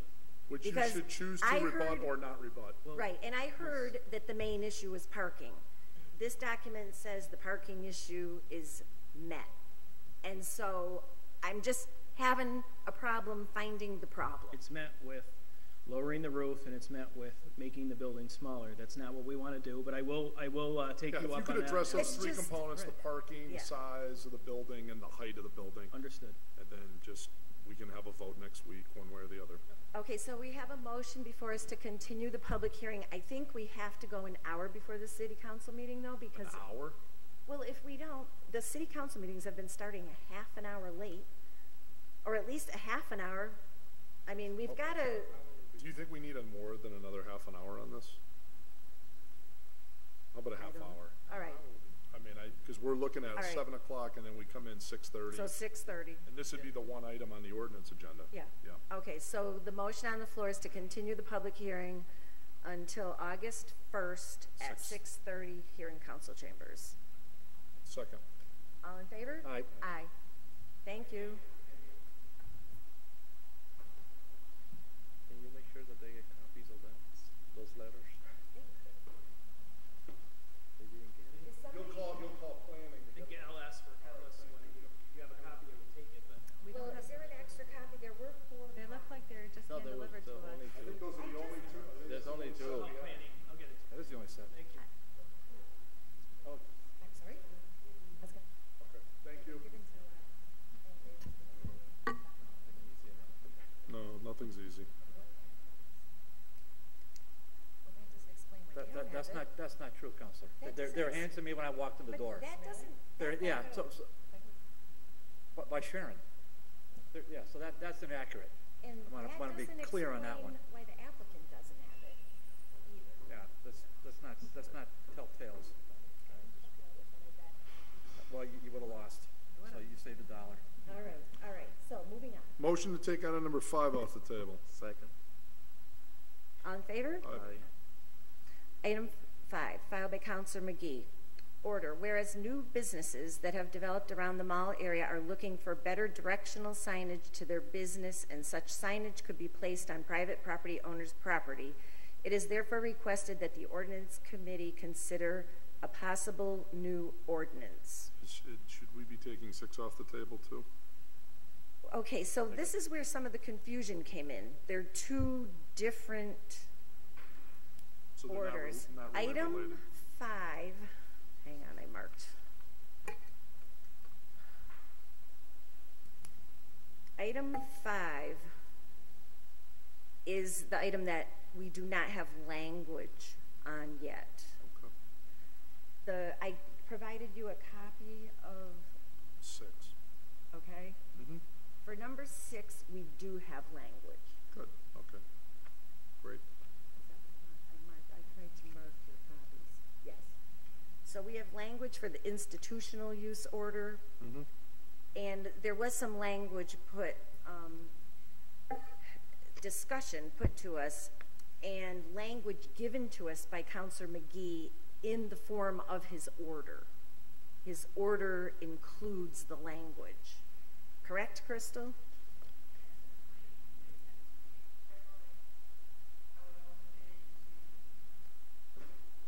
Isn't this So in- related to the Gary Rome thing too? This, well, okay. The one that we're talking about that is filed by Counselor McGee is the Gary Rome one. The item 6 filed by Counselor Sullivan is the one that was related to the hospital. And Okay. All right. it has been confusing having the two signed Sure. ones. So do we have a red line on 5? We don't. We have this language, Okay. which we discussed at the last public hearing. I'd like to see a red line. We are waiting for the planning board on this one. Oh, okay, then I make a motion that be tabled. Because we have no feedback yet. Yeah, let's table that. Table. Well, this is much more complicated than it looks. I agree. Motion to table number 5. Second. 2, we have to have, it's a public hearing.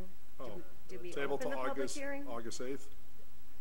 No, let's go to September. Well, we need Kevin. to advertise September that sounds too. good to me. No. Please. Can I- This is a January. continued public hearing.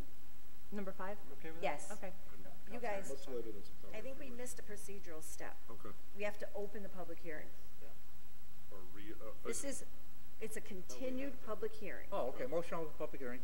Second. All in favor? withdraw my motion to Aye. table. Yep. Okay, now you can table it. Motion continue this. Continue to. Continue the public August hearing. Now. We're Hold on. gonna go to September. Let's go to October, our first meeting in October. First meeting in October, which would Yeah. be what?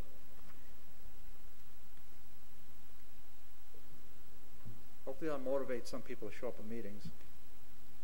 See if you can get the planning board. Don't go there. I'll get it for you. You want to go to October? So what's the second Tuesday in October? The 10th. Okay, make a motion that be continued until October 10th at 6:30. 6:30. Second. All in favor? Aye. October 10th, 6:30. Make a motion to remove item 6 from the table. Second. All in favor? Aye. Is it a public hearing? Yes. Motion for a public hearing? Second. All in favor? Aye. Item 6, filed by Councilor Sullivan. Order that the Ordinance Committee review Section 6.4.5, Number 5, signs institutional use. Now, you do have language in front of you on this, and we do have a recommendation from the Planning Board. However, it does have a caveat. So let me find. What caveats? Can I There's always the borrow hook. that for a minute? Yes. Thank you. I want to read into the record. This is dated June 30th from the Planning Board. Please be advised that the Holyoke Planning Board at their June 27th, 2017 meeting discussed the above referenced zoning text change request to the zoning ordinance. After considering testimony given at the public hearings and discussions, the board voted unanimously to recommend to the Ordinance Committee of the City Council that the following changes be adopted. Section 6.4.2 definitions changed to exemptions. Section 6.4.3 special regulations add number 9 wayfinding signs, see attached. Section 6.4.5 signs in residential districts, remove and replace number 5 institutional signs, add number 9 signage in residential districts, see attached. In reviewing the proposed ordinance amendment, the Planning Board did not consider whether the Supreme Court's decision in Reed versus Gilbert 576 U.S. in 2015, addressing the ability of municipalities to impose content-based restrictions on signage, would allow Holyoke to grant more favorable treatment to wayfinding signs than to signs bearing other forms of content, and did not obtain any guidance on this question from the City Solicitor's Office. We therefore recommend that the Ordinance Committee and City Council ask the City Solicitor's Office to look into the question before making a final decision. Our recommendation that the ordinance amendment be adopted assumes that it is consistent with federal law. And attached to this is the language that would be modifying our ordinance. Does everybody have a copy, or do I need to read this in?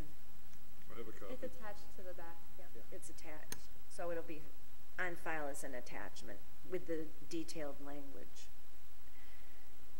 So under suspension of rules, I don't know if Crystal has had an opportunity to see this, think about it, research it, and have input for us under public hearing. Is this the totality of the proposed change from Councilor Sullivan? Or is this just or is this an amendment to some other proposal that the Planning Board is looking for? Is this the totality of the change? that we're seeking to vote? Okay. All right.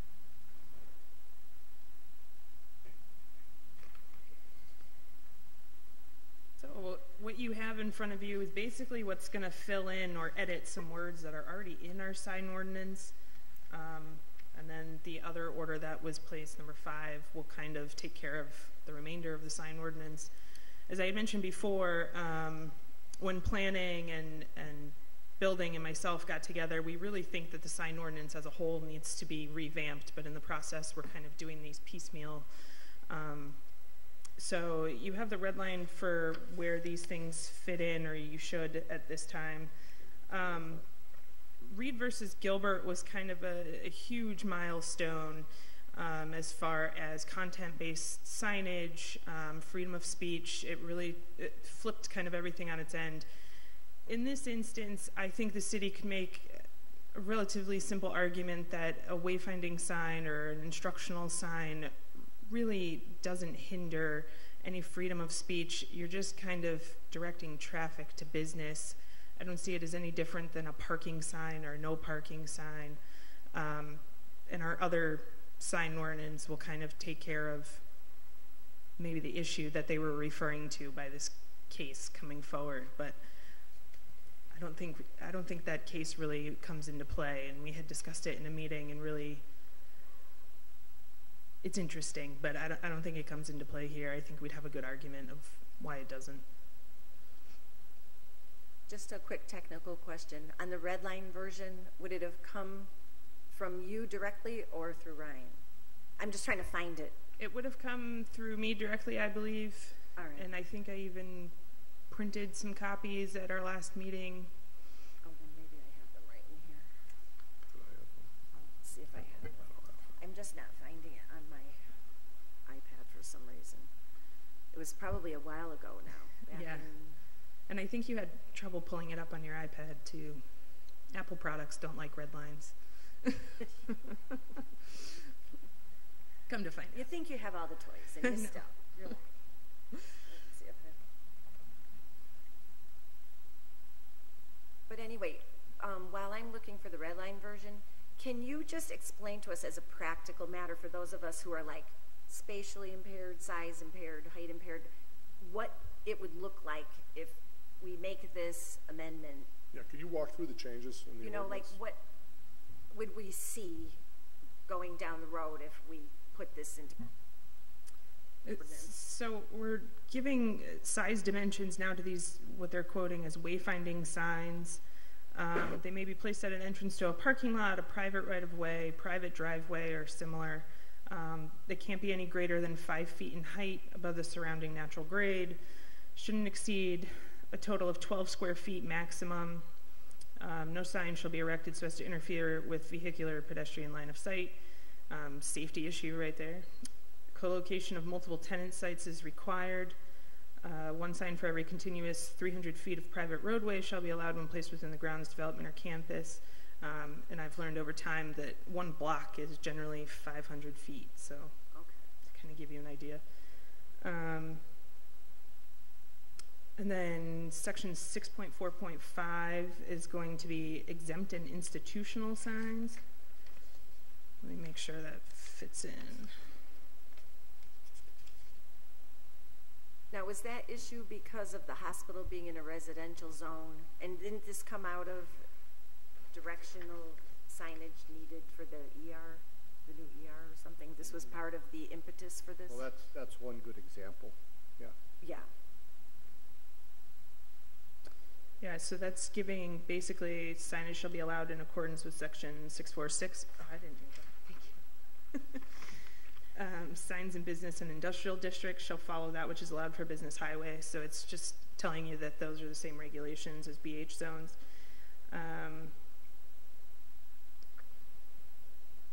So in a residence district, the following conditions are met.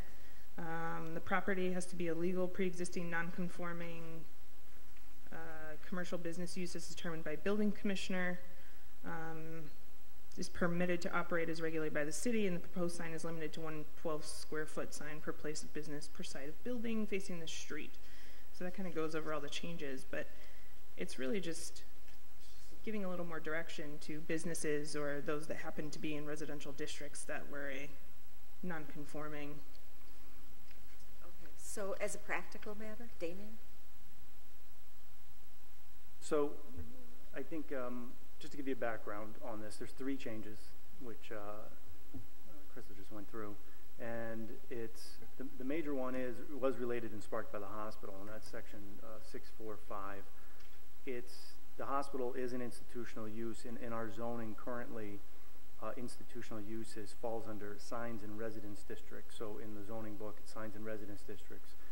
If a property that is an institutional use is not in a commercial zone where it's allowed to have signage as of right, it would be able to take signage from the residential district institutional, which has been 12 square feet.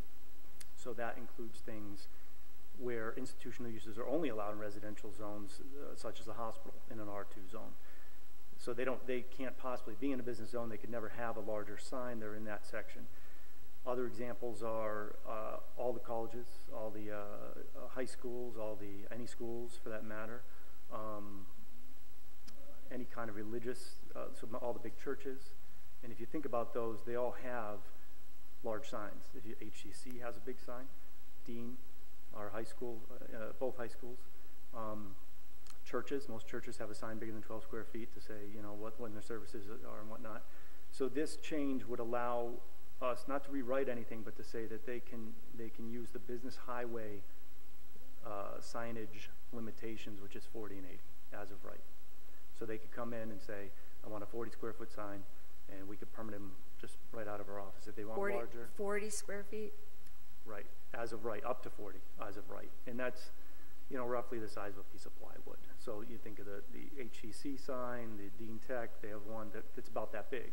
So that would probably bring them into compliance. Now in the hospital, that's an extreme case where they have a very large campus in a building where all their signage is pre-existing, it's non-conforming. And of course they put on this very large addition, and they came to me and said, we want to put up our emergency room sign and this sign and that sign and change all their signs to new signs, which you may have seen they've already done. And I said, well, you can't do it. It's 12 square feet. Well, 12 square feet on a building like that is like, a little tic-tac when you're driving by. Right, and that was my initial confusion, because when I talked to the representative from the hospital, he was talking about the huge sign on the building. Then the order came in and it's talking about wayfinding signs, and I was like totally confused. And that is a different part of a change here.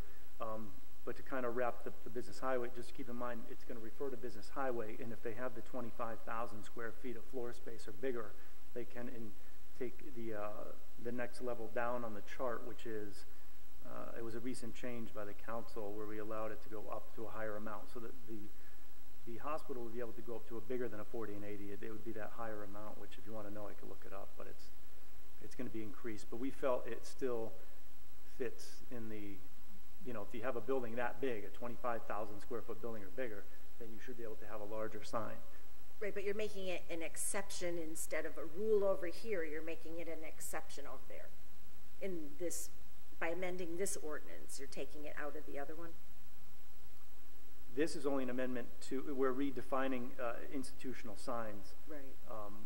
In that section, and what also is an institution. I think there's some other small changes to add and take away certain things that are, because it's antiquated language. But it's just referring to our current zoning. It's not rewriting anything. It's just saying if you are in this category, you can use business highway from our current chart as is. Could you look up the 25,000 square foot one? Sure. The as of right. Because one of the things that I did object to, and I've spoken to Carl on it, was giant banners being hung off the side of the buildings. I mean, I think those are just a little over the top, where they're like 300 square feet. 200 square feet is as of right for a 25,000 square foot building or more. Yeah, that's too much. That's what it is now. But you understand, not for this. It's bigger than 200 square feet. But the banners and things like that, you're still limited to one per wall side. So they're allowed 4. They have one building. They're allowed 4 signs. So if they choose, they want to. Not currently, though. No, by our current ordinance as well. So we're only referring to what we have. If you have multiple tenant site, like the mall, well then, yes, on every side of your building you could have multiple, but in the case of the hospital wouldn't qualify for that. Right, unless they, made an Well, addition and sold it off to a different company. What they've done sometimes, which is to have these gigantic banners that start from the 5th floor of the building and go all the way down and take up a whole side of a building. Right, right. And in the proposal, they've had That to me is over the top. I don't think that's necessary. I don't have a problem with them having, you know, a good size emergency room sign or nice good size signs at the entranceway saying, you know, hospital services this way. But I think where I thought it was a bridge too far when I sat with Carl was, you know, I was not in favor of, you know, these gigantic banners that they're huge. They're like 5 stories tall, 3 stories tall, built signs. Yeah, I agree. And they wouldn't fit the criteria. So if they go over the 200, they wouldn't be able to do it unless they went to a special permit up to 300. But that, at least then we could discuss. I'm worried more about the as of right. Right. Do we have to allow those? Why can't we just keep it with the 40? Why do they need a sign bigger than, or any of these institutions need a sign bigger than 40? I mean, I like the 40/80. I don't tend to disagree, but it's relative to the size of the building. So I think that's why the council passed, you know, 25,000 square feet. It was for some particular example, whether it's, you know, somebody wanted larger signage, and the council, I guess, as the majority agreed to say, let's bump it up. I think it was for the mall. It was for the mall. And it might, yeah. And in the mall, you could see that, you know, maybe Macy, and a lot of these signs are larger than 200. In a case of a hospital, I think that a 200 square foot sign is really not as big as you think. Yeah. I mean, for the mall, it works because it's so enormous. You know, you're talking 1.5 million square foot building, you know. And the distance. Exactly. From the road, exactly. And it's not, you know, a residential area, or, you know, these, on the other hand, it's so over the top. I'd like to give them, I'm in favor of this to do 40/80. I personally think that's enough, and I would not want to open these up to the 25,000 square foot exemption that we give for the mall. Is that 25,000 square foot exemption by special permit or by right? I forget. 200 is by as of right, and then it becomes 400 by special permit. Yeah. So the 400, we're okay there, but even 200, So that's a 10 by 20. That's a pretty big sign. So why couldn't we make that by special permit when it's out of the business zone? Sure. You know, so then it would be a project by project thing. Yeah, I mean, if they had it eligible, they could at least come in, and then the council, you know, because what if it's Church X? I mean, some of these churches, I mean, you know, I don't know what Holy Cross is, but Holy Cross could be bigger theoretically than 25,000 square feet. I don't know. We evaluated every single building, and basically no church was anywhere near it. Oh, really? Not even close. And so it was just the hospital? Not just the hospital, the HCC. Clearly, and maybe Sisters of St. Joseph, things like that. Like we have a campus with a large amount of floor space. Yeah. Okay. When you think of those buildings, they're so in the middle of nowhere. How can you tell? Because we can regulate zoning even on the state property. Soldiers' Home's another example. Yeah, that would be a good example. What if, I mean, the Soldiers' Home, you know, is such a prominent building and you can see it from everywhere. They decide to put on. Sign. Well, they already have it. But they would only bring these into conformity. You know, they already have signage that are on all these. Well, if they have it, I guess it's pre-existing, right? Right. I guess there's nothing we can do about that. Is that the case with the hospital too, really? Is it pre-existing? All the signage is over the limits by far. Yeah. So really, they only really need, when I got down to the wants and the needs were to put the emergency room sign up. That was the need. And they've rebranded their image, and so they wanted to put some new stuff, which is fine. I mean, they've already done the signage. Yeah, I know. Just so you understand. How big is it? So they're on. I don't know if it was exactly in tune with the proposal that they brought to me probably a year ago, but the agreement is they understand that whatever happens here, they might be taking some down. Right. And before they get close out completely.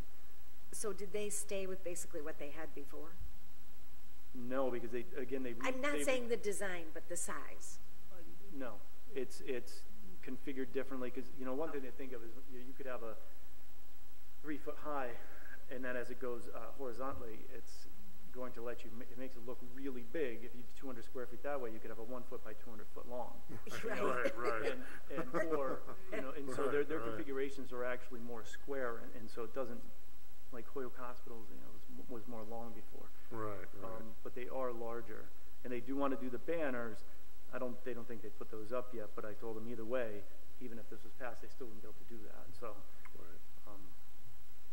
What do you think about the special permit idea instead? I think it should be anything over 40 feet should be by a special permit. I don't mind, 40 feet, I think that's a pretty good one, or even if you wanted to make it 60 feet or something in that range, but you start getting bigger than that, I think they should come in and give a special permit, and at least, if nothing else, you're allowed to have an opportunity for neighbors to be heard to say, well, gee, look at this. And I mean, you've got some people like, we want to speak, since we're on the topic of institutions and signs, who said Second Congo could put up an LED? They got an electronic sign. Scrolling electronic, It's been there for a few years. I don't think that's legal. I don't know, but. Scrolling digital signs are legal. Yeah, so some people are just doing whatever the heck they want. I mean, you can only police so much, but. Unless somebody tells us, we don't even notice half of them. All right, well. Oh, that one's pretty. Wait, what is it? Pretty in your face. The one across from the War Memorial, the church there. They got when you're going. They put it up maybe a year ago. It's a big LED scrolling. It's okay. You can't miss it. Church, it's like a teletype. Yeah. Ticker tape. And red. Yeah, services at 10. Take a look. Take a look. I can honestly say I haven't noticed it. Oh, okay. So I like, if I may, I like the idea of simply replicating the BH signage, and I think 200, so if we're just talking about these few locations that are like the institutional and kind of like don't fit the rules that are established, I could see 200 being appropriate for HCC. I could even see 200 being appropriate for the hospital. I do not think the 400. So there should not be that 400 special permit ability at all for what we're replicating here. That is definitely the highway highway appropriate zoning. The distance and the scale is really for the highway zone alone. Right, but it couldn't exceed 200 square feet without a special permit. Right. Under the current language. But she's suggesting saying, no special permit. I think 3 is the cap by special permit. I'm just saying that 200 square feet should be the max by right, and we shouldn't even allow a special permit in these residential districts for institutional uses. So replicating what we have for the commercial uses, but not creating that 400 square foot option. So even by special permit, not allowing the 400 square foot option.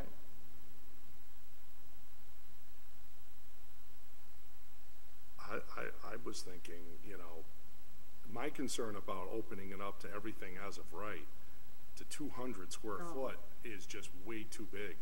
Because as soon as they go over 25,000 square feet, all these institutions, like, I do not think the hospital down there needs a 200 square foot, a 10 by 20 or a 2 foot by 100 foot sign. I think it's overkill.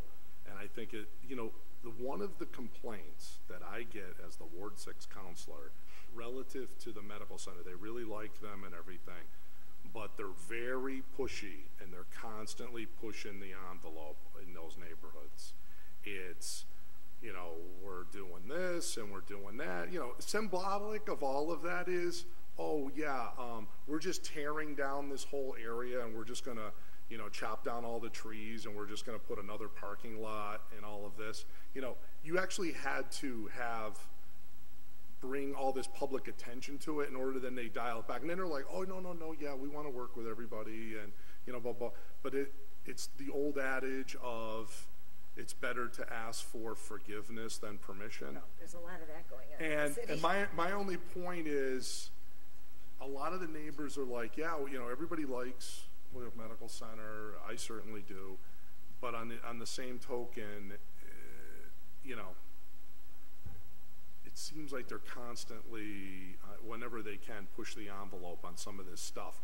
And I thought the banners off the sides of the buildings, things like that, it's like, you need good size signage. I'm open to, you know, maybe 100 square feet, 200. I saw the only thing that I heard that was that big that he needed was those building banners. I don't think they were requesting anything that needed 200 or. They wanted the 400. That's what they were. Is that what you're talking about? Are you talking about he being the mall or he being the hospital? I'm talking about the hospital. Okay. Then that's. Because he called me too, and he was talking to me about the emergency room sign. Which is then fine. We were spending all this time talking about these wayfinding signs. Yeah, And I was confused because he's talking to me about the big ER sign. Because originally the problem was the ordinance says 12 feet, so we got to fix that. Okay, so everybody's on board. So now, under the proposal, we'll make that 40/80. Now, I would like to just stop sort of there personally, but then it's, well, we're going to make them open to the 25,000 square foot rule, certain ones of these. So now it becomes 200, 400 instead of. So why don't we make that all special permit? Anything over 80. Yeah, make that special permit, but so that you can still address the unique situations. You know, because sometimes you see it and it doesn't bother you. But if somebody tells you how big it is, like, I have no idea how big the sign that's up there now is. And if it's not objectionable, do you know what I mean? Get a special permit. Right? So if you don't, I mean, it's sort of a question. Is it offensive if you don't know how big it is, if you don't notice it? So, I mean, that's sort of, to me, what a special permit accomplishes. If it's not going to offend anybody, why not let it be possible instead of impossible? That's. And if you're in HCC and you're so far back from the road, probably nobody even cares. They might not even see it. But the hospital's right on the street, you know. Councilor Lopez? No, I agree with the 80 by special permit. I think it's big enough. And 80 is what we said? 80. Yeah. And then over 80? Not over, well, so over keep it just 40/80. Yes. So 40 is by right, 80 is special permit. Yeah. Okay, so I have another technical question then. So you have all these places with non-conforming signage because they had their signs before we made all the rules. So do they get to keep what they had? Or technically, they're supposed to prove that existed. Change it, they have to shrink it? They have to change it when they want to change their sign. So whenever somebody refaces a sign by our ordinance, they have to come into conformance with whatever our ordinance is today. When they change it. They don't get to grandfather the size. As long as they leave it, they can maintain it. You know, if it's painted sign, they can repaint it. The same exact image, but if they wanted to change the face of the sign is when it has to come to compliance. And the limit's 300, just so, you know, because I'm hearing 400 being tossed around a lot. Our current ordinance is business highway, 25,000 square feet. It's 200 as right, 300.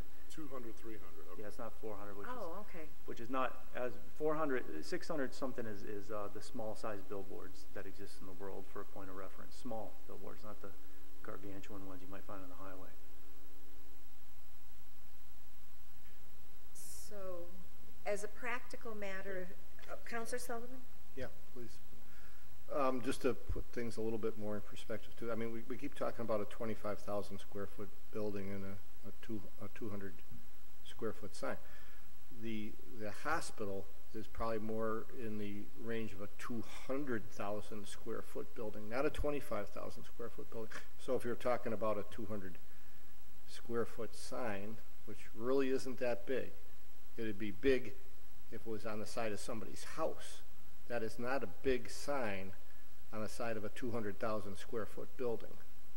All right. So a 40 or 80 square foot sign on the side of Holyoke Hospital is, you know, like a postage stamp on the side of City Hall. It's just not. So if you to limit it, you know, the 200 square foot really isn't that big. You know, I think you're going to tie us up with all these special permits and stuff again. I don't see it. You know, I see the problem with it. Everybody thinking of it as just being a huge sign on a small building. 25,000 square feet is a small building. I've seen their signs in the past, and the biggest one that I think is ridiculous is the one that comes off the roof and scrolls all the way down to the ground. Okay. Right, which is probably more in the neighborhood of 500 square feet. Oh, I think it is. Yeah, or maybe then, even more. Then it's, I assume that once this X sign, I mean, I'm amenable to something maybe more than 80, but my point is, then it's, I want illumination, and then I want this, and then maybe it's, you know, who knows what. I assume we're gonna have, you know, all the other rules apply, but. Well, if we have essentially 3 buildings in the entire city that this applies to, why don't we just name them? And deal with them, can't. We're gonna build another 200,000 square foot building sometime soon? Do you mean in terms of the Maybe. ones over the 25,000 square feet? Yeah, I mean, it's probably, and this is just a guess, but like I said, the Soldiers Home, HCC, Dean, and Dean is probably, along with the other high school, you know, any of the larger buildings do apply, and we have Mount our own. Murray, you said, right? And we could have, the bigger we could have the establishments. geriatric authority property too, down the road. Yep, absolutely. So, and a lot of those can only exist in residential zones by zoning, and because of that, then you go to normally you look at our zoning chart for signs, they can't put any signage up, and then that's the exemption is the 12 square feet, which brings us to. So, then how about this as a compromise? How about 40, and then we just make a separate one for them, 40, but up to 200 by special permit, as opposed to 80 by special. I mean, I have no. We came up, myself and the principal planner reviewed, you know, various things, took measurements, and said, okay, this is what we think makes some sense. But if you reduce it down, that's fine by me. Right. You know, I have no problems about it. The hospital certainly won't be happy, now, but I only ask this question as an example, but how big was the old sign on the hospital, and how big is the one that's up there now? I don't. It was roughly. about 150. I don't know about the new sign. I just heard that they put the other ones up, but the one that they had there that said Holyoke Hospital is pretty old. It might even still be there. I don't know if they replaced it or added another on, but it was over 100 and close to 2, so somewhere between. By the way, what's the rule on signs if you have each sign's its own letter? It's a box around it, so if you have a goofy shape, it doesn't help you. You'll end up with a bigger box. So okay. Well, I guess for myself, I wouldn't want to do something that limits the people that are doing business and have been doing business. I mean, we don't want to set up a punitive ordinance, you know, in that regard. So I'd want to make it possible, but I don't want to make it common that we have these, you know, to your point. So, Crystal, did you want to weigh in? I did.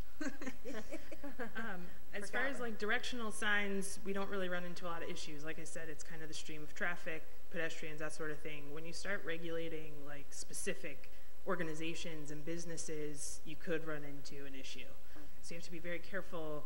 And I know special permits serve their purpose, but you have to be careful that when they come in with a special permit, that we're not then running into liability of discriminating against this business versus this one, or what they're putting on that sign. I mean, the special permit would have to be very technical. It's about the size of the sign, not the content. But there would also, I'm sure, be discussion regarding what the sign's for. So just as a word of caution, it would need to be very specific as to looking at more of the specifications of the surrounding area or where it's going on a building versus what the sign is. Isn't that the case already? Don't we already have a special permit rule for larger signs now, right? We do. You do. Yeah. We do. Right. I'd like to use the special permit process, and I take your caution, but I wouldn't want to prohibit it and say... There's no possibility. Right, because you're going to say to a hospital that had a sign that was 200 square feet for 50 years, now you can't have it. I mean, it just seems... Right. I know we're just talking about specifics, so I just want to... Well, no, I know, but I'm just using it as an example, because that's a good point. If you could do something for 50 years, why in year 51 is it now suddenly a bad thing? Because we're revising our ordinances. Mm-hmm. You know, if it wasn't a problem before, let's not make it a problem. That's all. But I don't want to create new ones. Joe has a question. Counselor McGivern. First of all, the hospital is not one building. The hospital is 6 buildings. Second of all, we don't need another special permit. This is a unique situation. You know, figure out how we can accommodate. Why does the hospital have to market what they do? There's a demand there that doesn't need marketing. It's just a where are they? and get them, if it's an emergency, get people there quick. Right. So what's your suggestion? No special permit. We're going to need a third special permit committee. What about the size? We're dropping 2 city councilors next year. Do you have any input on the size? I think the size has got to go according to the when it's on a building, according to the square feet of the building. So the ER should be a building by itself. The old hospital is a building by itself. The new hospital is a building by itself. There's what was formerly known as the residence for the nurses is a building by itself. It's the administrative building. Just do it accordingly to the square foot of the building, so it looks and it fits on the building without distracting the drive-bys in the neighborhood. Okay, so Damien, what would that be? What would be, to his point, practical? Would you interpret that though? Each building is its Well, own? it depends, and it does get a little more tricky. They've been good to work with in that I've had them merge a lot of their lots. They basically have one lot of land now. It's one lot for their entire campus, and that solved a lot of nonconformities that they had. If it's a continuous building touching, it's one building. It doesn't matter how many different uses they have. It's one building by the zoning. In terms of signage, they do have separate buildings on the side, and they've looked to put signage up for that for professional offices and things, and those are treated individually. But they really have to be not touching. They have to be separate to be considered a separate building for zoning purposes. And the special permit, if it's just simply reference to the business highway chart, that goes to the planning board for all. As you know, the signage special permits go to the planning board. So unless you pluck this one out specifically to say bring it to, then it's just going to go as any other signage permit to the planning board. So as a practical matter, it would normally be 200 square feet for the larger building of 25,000 over as a normal matter. And then if they wanted something more, they'd have to go for the special permit anyway. Right. Right. As with that change with the, I guess, the mall. Is that each sign is over 200, or is that total signage? No, it's limited one per wall face, and so if you have most buildings it's square, and you have 4. So What if you had a building that does like this, like theirs does? Doesn't matter. You're calling that one east, west, north, south. Yeah. Okay. Yeah, they can pick one. Even the way I interpreted it, you have some that have an angle, right? And it's you can pick that angle. So they may use up. Say they put a giant Holyoke Medical Center one on the would be the west facing. I think is where they would want it. West facing. Well, then they couldn't put another giganto sign on the west side. Right. It's a pretty self-correcting problem because what they're looking to do is say, hey, here's the here's the spot where you go for this kind of service that just used up the allotment. And if they wanted multiple signs on the face, that by reference will end up going to the planning board for a special permit for multiple signs. And they can ask for, which is limited to the 200 maximum. So they can say, I want 2 100 square foot signs or 3, whatever it might be, So it's kind of, that's why we thought by reference, we're not rewriting the whole thing. You're just saying this can be handled like these other places in the city that are already doing it. I really like the idea of just keeping things as consistent as possible, even though we're working with. It just creates more confusion when we different context, but keeping things consistent in terms of what you're going to do, despite the different context. Somebody ready to make a motion? Well, anybody? Anything else? So this ordinance does this, right? So it's the 40/80 and the 200 400.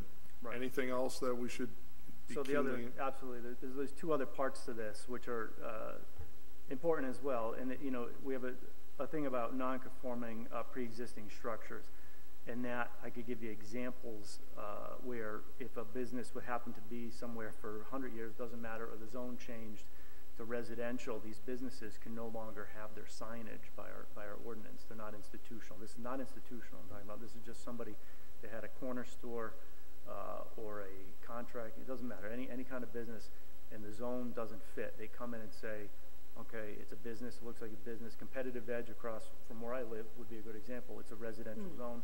If they want to change and put a new bicycle sign up, we tell them you can't, because by refacing, you have to come to compliance. You can have no signage. So that section is really just to give something, and it's the 12 square foot limit, and that's for, again, non-conforming, pre-existing, legally operating structures. So they could have a sign. 12 isn't too big, anyways. 3 by 4. Yeah, so right. And most of them that there's probably only that I'm aware of about 8 or 9 non-conforming businesses in a residential zone, but I've come across them here and there. People will call and say, can I do this? And I look it up and go, that's where? You know, in the middle of nowhere, but they do exist. So this is to give them something. At least a shot at something. Yeah.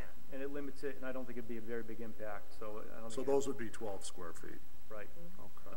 In the other section, the wayfinding signs, and I know there's another order out there, maybe by the same language, but this is actually about the campuses. So if you come around the mall road that's on their property, or the hospital, because now it's all one lot, and some of it's private way, some of it's public way, but if they're going to have signage telling you, hey, you got to take a left here for parking, or here's the 10 the people that medical work building, over there. that stuff. That section was written with that in mind to give, because otherwise all we would have is what's known as a pylon or monument sign, and those limitations That's the other are order. one per business per entrance, and they don't really fit the need. I think the community college would be another example too. Yep. Anything where there's a campus, and that's what that was really written for. And we looked at other. It was really, that was the hardest one to actually come up with something that would regulate and allow somebody to have some kind of wayfinding signage. But periodically, people put things up anyway, right? For one reason or another. Yeah, like they do the H stakes and lawn I mean, they might signs. make it be temporary, but this would be a permanent. Right. Like in, you know, Or like the Way YMCA to this has the building Lou something center, on the you know, on the campus, side of the road, and it says, "Come back here and park for your," you know, I think it's a child care center or something. But or you mean like the ones on telephone poles that says my restaurant's this way, like in certain parts of town? Are there any? we take those down. Because you don't even have to ask go back permission. up. You just take the you Just just hang take it it from down. the street sign says eat at Joe's this way? We do. We just take them down as we see them. We just take them down. Okay, good. All right. Well, we're very pro-business here, so I'll make a motion to adopt this.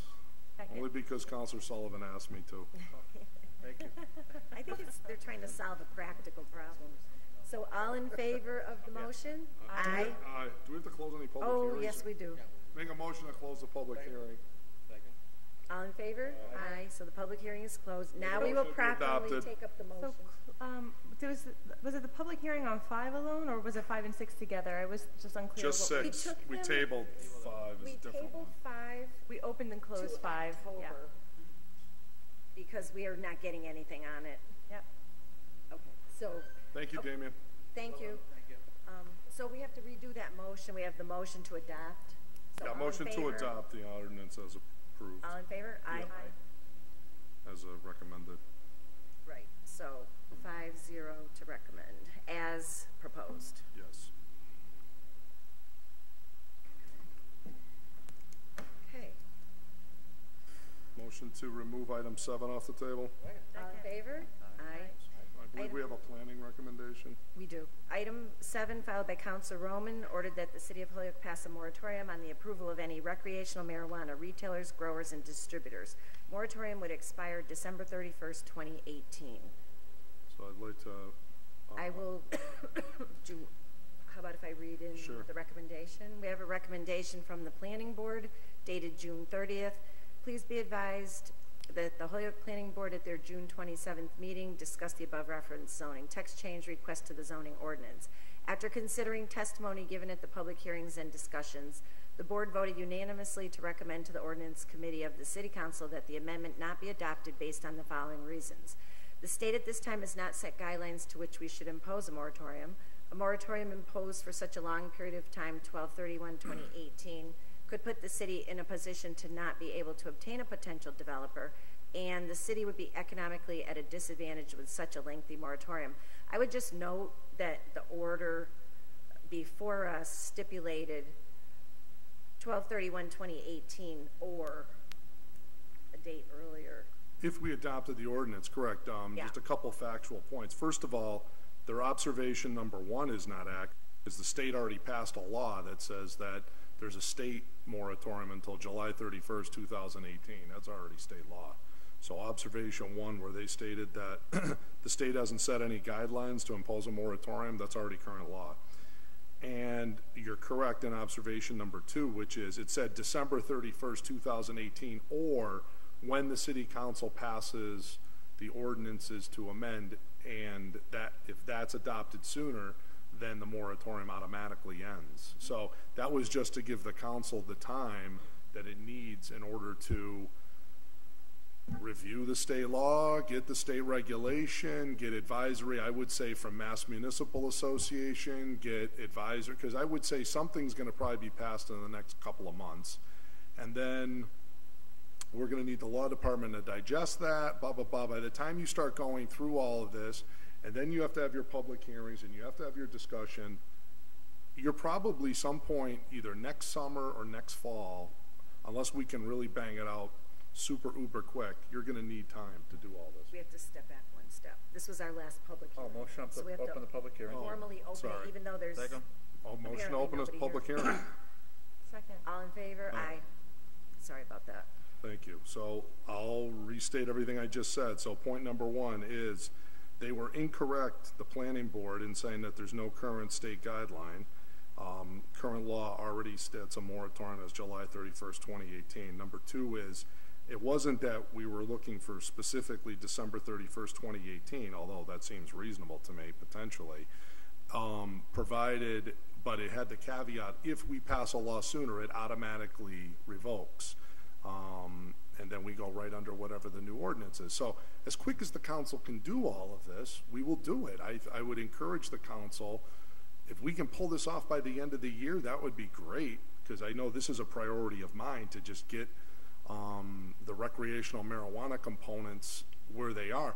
And I can tell you day by day, there's all kinds of new things, new authorities that are potentially being given to the municipalities, and the council and our legal counsel is going to want to examine all of those. The most recent one is that a city would have to have a community host agreement and have to allow one before any recreational facility could go in. I heard that it's almost to the point of it could be like a opt-in law, where the council would have to affirmatively potentially vote even to that extent to allow recreational marijuana in. That's a possibility. But certainly the minimum would be the host community agreement. So at a minimum, I would say the council is going to want to adopt an ordinance that says you review and approve the host community agreement and make sure that that's advantageous.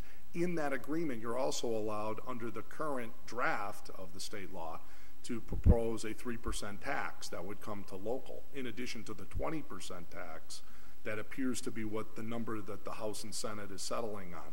So all of this would have to be worked out.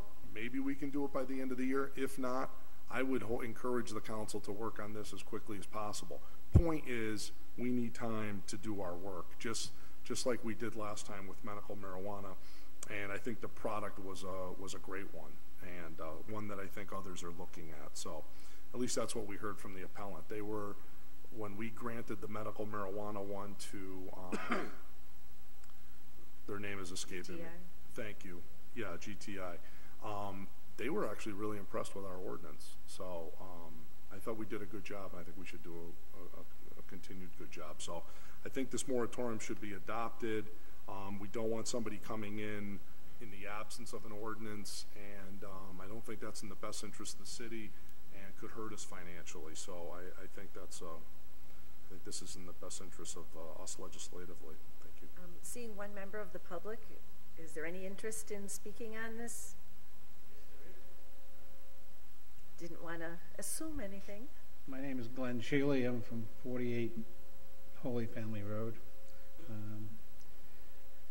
I think the December 31st deadline is way too long. It's a year and a half from now, of 2018.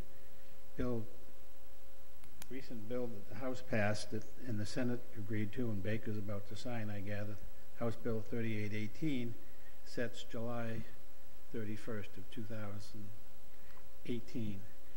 I don't think, in the last discussion at the City Council, which I was at, you said you needed time to review zoning changes and other necessary things. It shouldn't take the council a year and a half to come up with a zoning change where you already have a zoning provision for marijuana facilities already in your code. You can certainly amend it within that time, but the city's in the business of trying to attract businesses to come to Holyoke. One of the attractions put out by the mayor and others is marijuana, which has attracted some interest in the commercial industrial buildings in the city.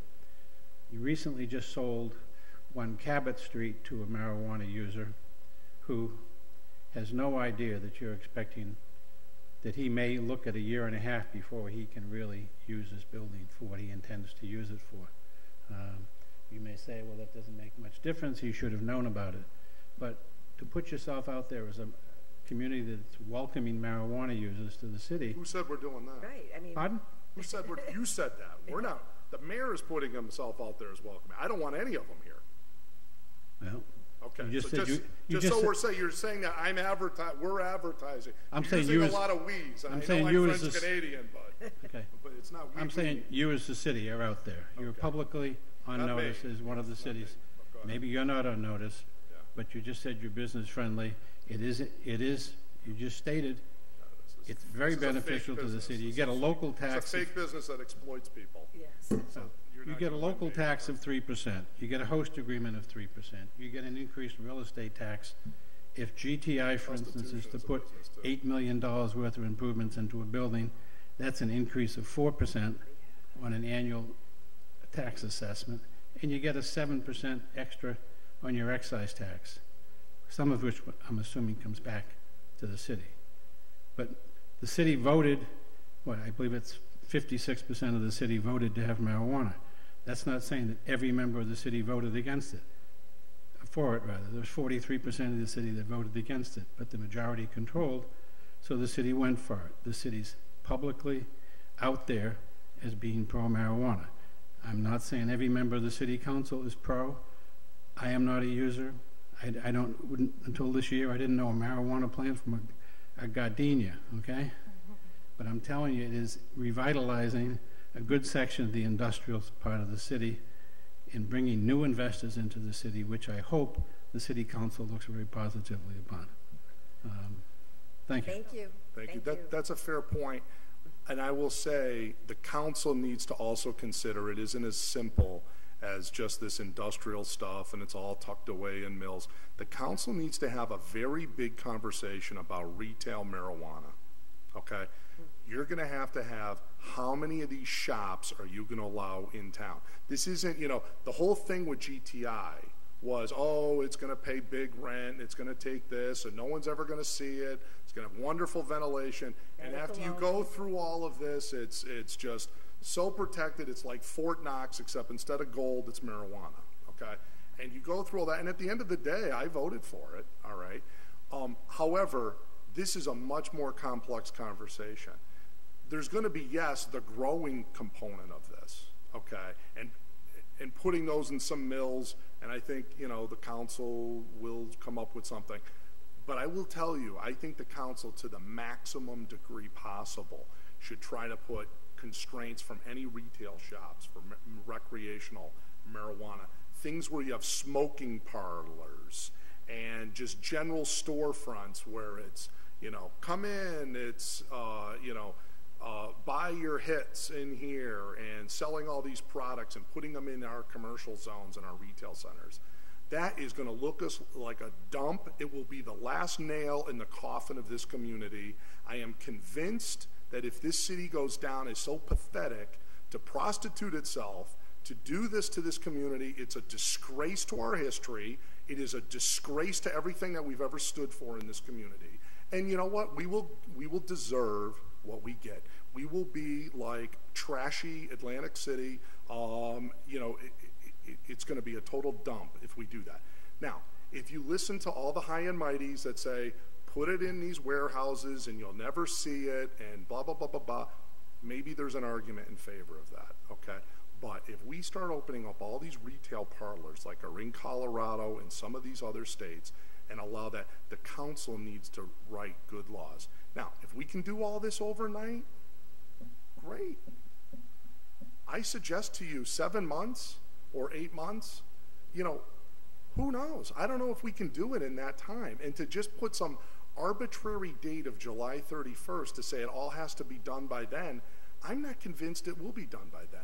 Maybe it will. But my point is, I think the way we wrote December 31st is to say it's December 31st, or if we pass the law in advance of that, it comes off sooner. So hopefully we do pass it by July 31st.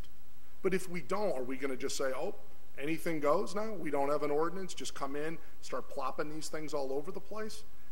I'm telling you, you're playing with fire and particularly on the retail side of this recreational stuff. My kids are going to have to go by these stores. It's going to completely change the character of the community. And let me tell you, these ain't going in every community. You think East Long Meadow and Wilbraham and these communities are going to have these type of retail shops in their towns? No, it's going to be in Springfield. There's going to be maybe a couple in Holyoke. It's probably going to be a ton in Amherst and Northampton, but they love that stuff.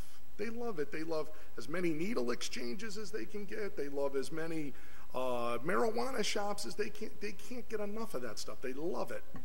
Great. That's the community you choose to live in.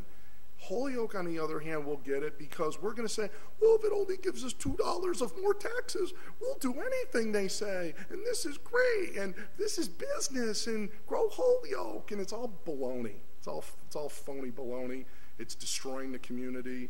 And I am just, it's no principles. It's just anything for a buck. And our core objectives as a community, if any of our past mayors in history, if the founders of this community could see what we've reduced ourselves to, they would be rolling in their graves. I just want to add to the comment that I support the moratorium, and I think there is a fundamental misunderstanding on that deadline. On the other hand, I think there's a lot happening across the country. To Kevin's point, when you get a community that has the unintended consequence of ending up with more pot shops than Dunkin' Donuts, I mean, I'll take the extra Dunkin' Donuts personally, but I think we need to try to craft this as carefully as we did medical marijuana. That took us a long time. Yep. We had many public hearings on that before we got it done, and there's a lot of complicated issues out there. There's many, many serious arguments about the effect of the drug, and you can argue all you want about alcohol. It doesn't mean the other drugs don't have negative effects as well. And I think people are being very short-sighted, chasing the money, and I think we need to be as careful in crafting this as we can. Councilor Lisi? Thank you. So I just want to say, I have 3 different points. The first point is, I think that when the planning board is writing in its recommendation that there's no set guidelines at this point, I think what they're stating is there's no state guidelines that we need to protect ourselves against. So it's not that they haven't issued a moratorium and therefore, you know, I'm sorry. The way that I understood, Kevin, you making your argument was that the state at this time has not set guidelines to which we should impose a moratorium. You were saying that they have set a moratorium. Statewide. Yep. And that we would be essentially replicating that locally. And what I understand their point to be is that they have not passed anything to which we need to protect ourselves against, because the state moratorium effectively protects us as well. That's how I understand that point there. So we don't need an additional layer of protection because the state already has the statewide moratorium. So we don't need a local moratorium. That's point number 1.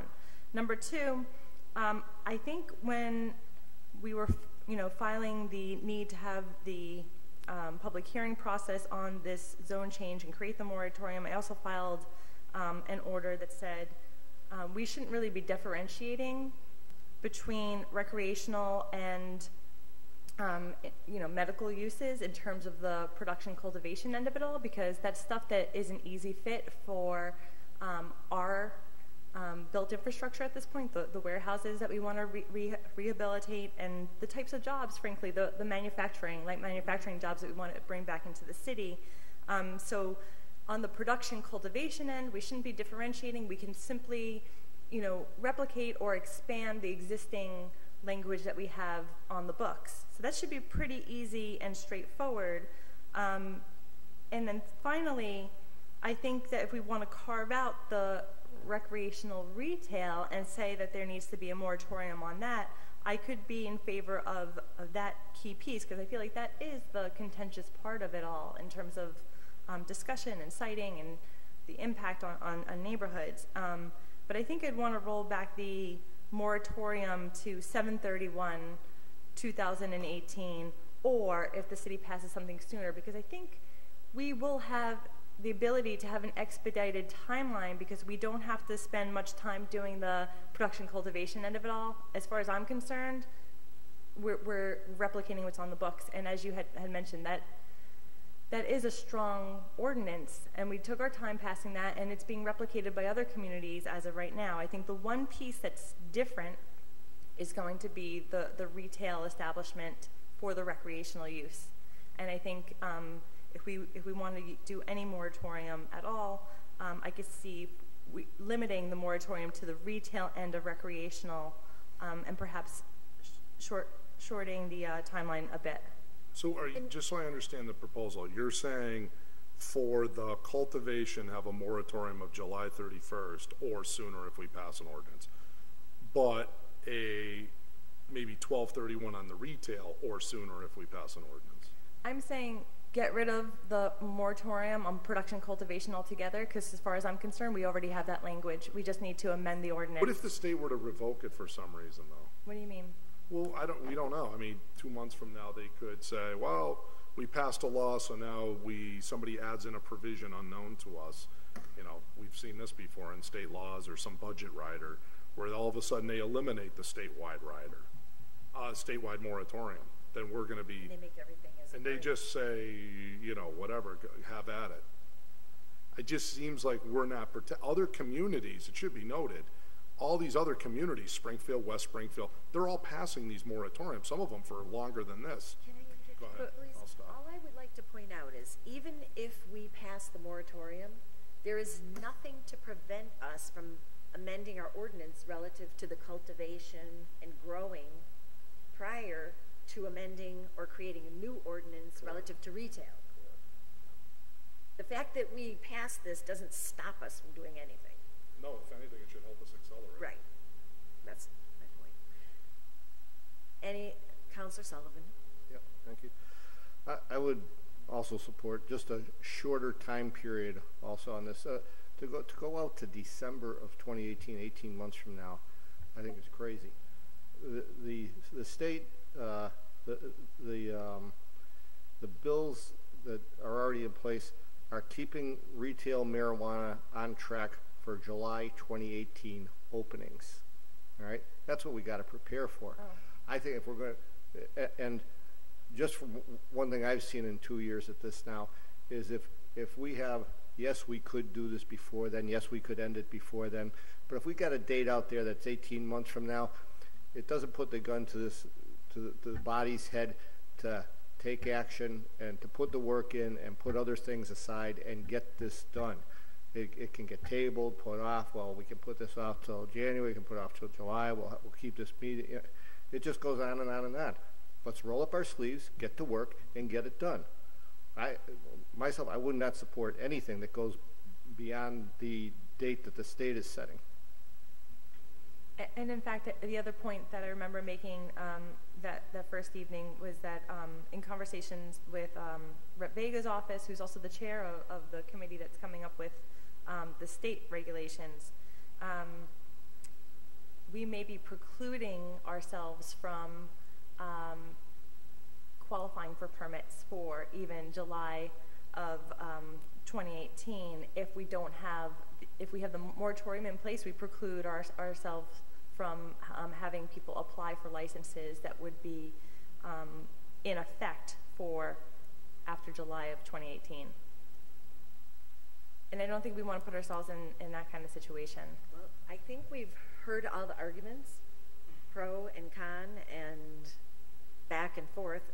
If there's not seeing anybody else that wishes to be in the queue, sure.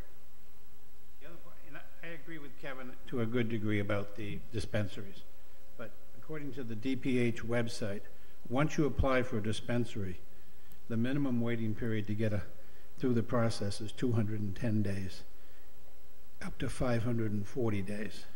So once you've got your moratorium ended, you would apply for a dispensary. Then you're looking at least 7 months to go through the process, if not well over almost 2 years before you get a dispensary. That should give in accordance with Councilor Lisi's suggestion, if you want to have a separate track for dispensaries, that may be a way to get around sort of allowing the growing and cultivation, which is really what is coming into the city. I don't see a lot of people wanting to open up dispensaries in this city. And frankly, I'm not for the candy and the licorice and all that kind of stuff either, but that's been... The barn door is open. It doesn't really matter what you want now. No, it does. The barn door is open. Well, no. The bill that was passed by the House and Senate closes out all the add-ons, the candies and all the add-ons. You can't do any of that under this bill. God, I hope so. And there's several YouTubes on by prominent lawyers that you can look at that define what the bill has to say. I have a copy of it that I just reviewed today. It dispenses with a lot of that stuff. It's basically straight marijuana product being sold. If you want to get into the dispensaries, they have to do a whole bunch of regulations on sanitation and the health of whatever the byproduct is you're selling. But anyways, thank you. Okay, Thank you. Thanks, Glenn. Okay, So what? Just so I can understand the positions, you're in favor of July 31st out of. But I want to make my position really clear because I don't think that it's coming across. I think we should pull out the retail dispensary from our moratorium and put a moratorium of 731 on retail dispensaries alone. So I should say And no moratorium on cultivation. Yeah, because from a production standpoint, nothing that's happening inside the building is going to be any different for recreational or medical. Inside the building, inside the warehouses that we have here, that light manufacturing is not going to have any sort of difference on what happens afterwards. I'm not trying to stifle debate, but what I would like to do, though, is close the public hearing, because we're not gaining new information here. We're Make just... a motion to close the public hearing. Second. All in favor? Aye. I just want to make sure I'm doing things procedurally correctly. You're right. Before we forget. It's easy to forget. And there's 7 of them. I think Mike wants to say something. Counselor Sullivan. One thing I'd like to suggest, Sarah, is when we talk about recreational, let's stop using the word dispensary. Okay? It's at that point, it's not a dispensary anymore. That's a retail store. Okay? You're not going there with a prescription and having something dispensed. All right? So let's call it what it is. All right? It's not a dispensary. And also to Council, now, whether it's being grown for recreational or anything else, you're not going to get that tax money, right? Not a dime of it. Under the current legislations that are going through, it's only what's being generated in the retail stores. If we have all the jobs in Holyoke and all the and all the growing here in Holyoke, and they sell it in Chicopee, Northampton, and Amherst, they're going to collect the 3%. We'll just get the jobs and the increase. And that's the debate I think we should be having. That's why I'm in favor of a shorter timeline on it.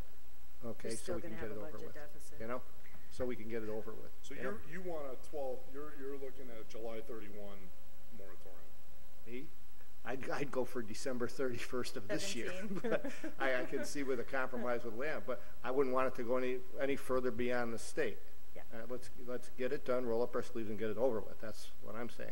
And I just know the tendency. If we leave that window open to go beyond that, this body, not for any one individual, this body will go beyond it. You know. Depends what the state does. Councilor McGivern? I'd speak in favor of the July 31st.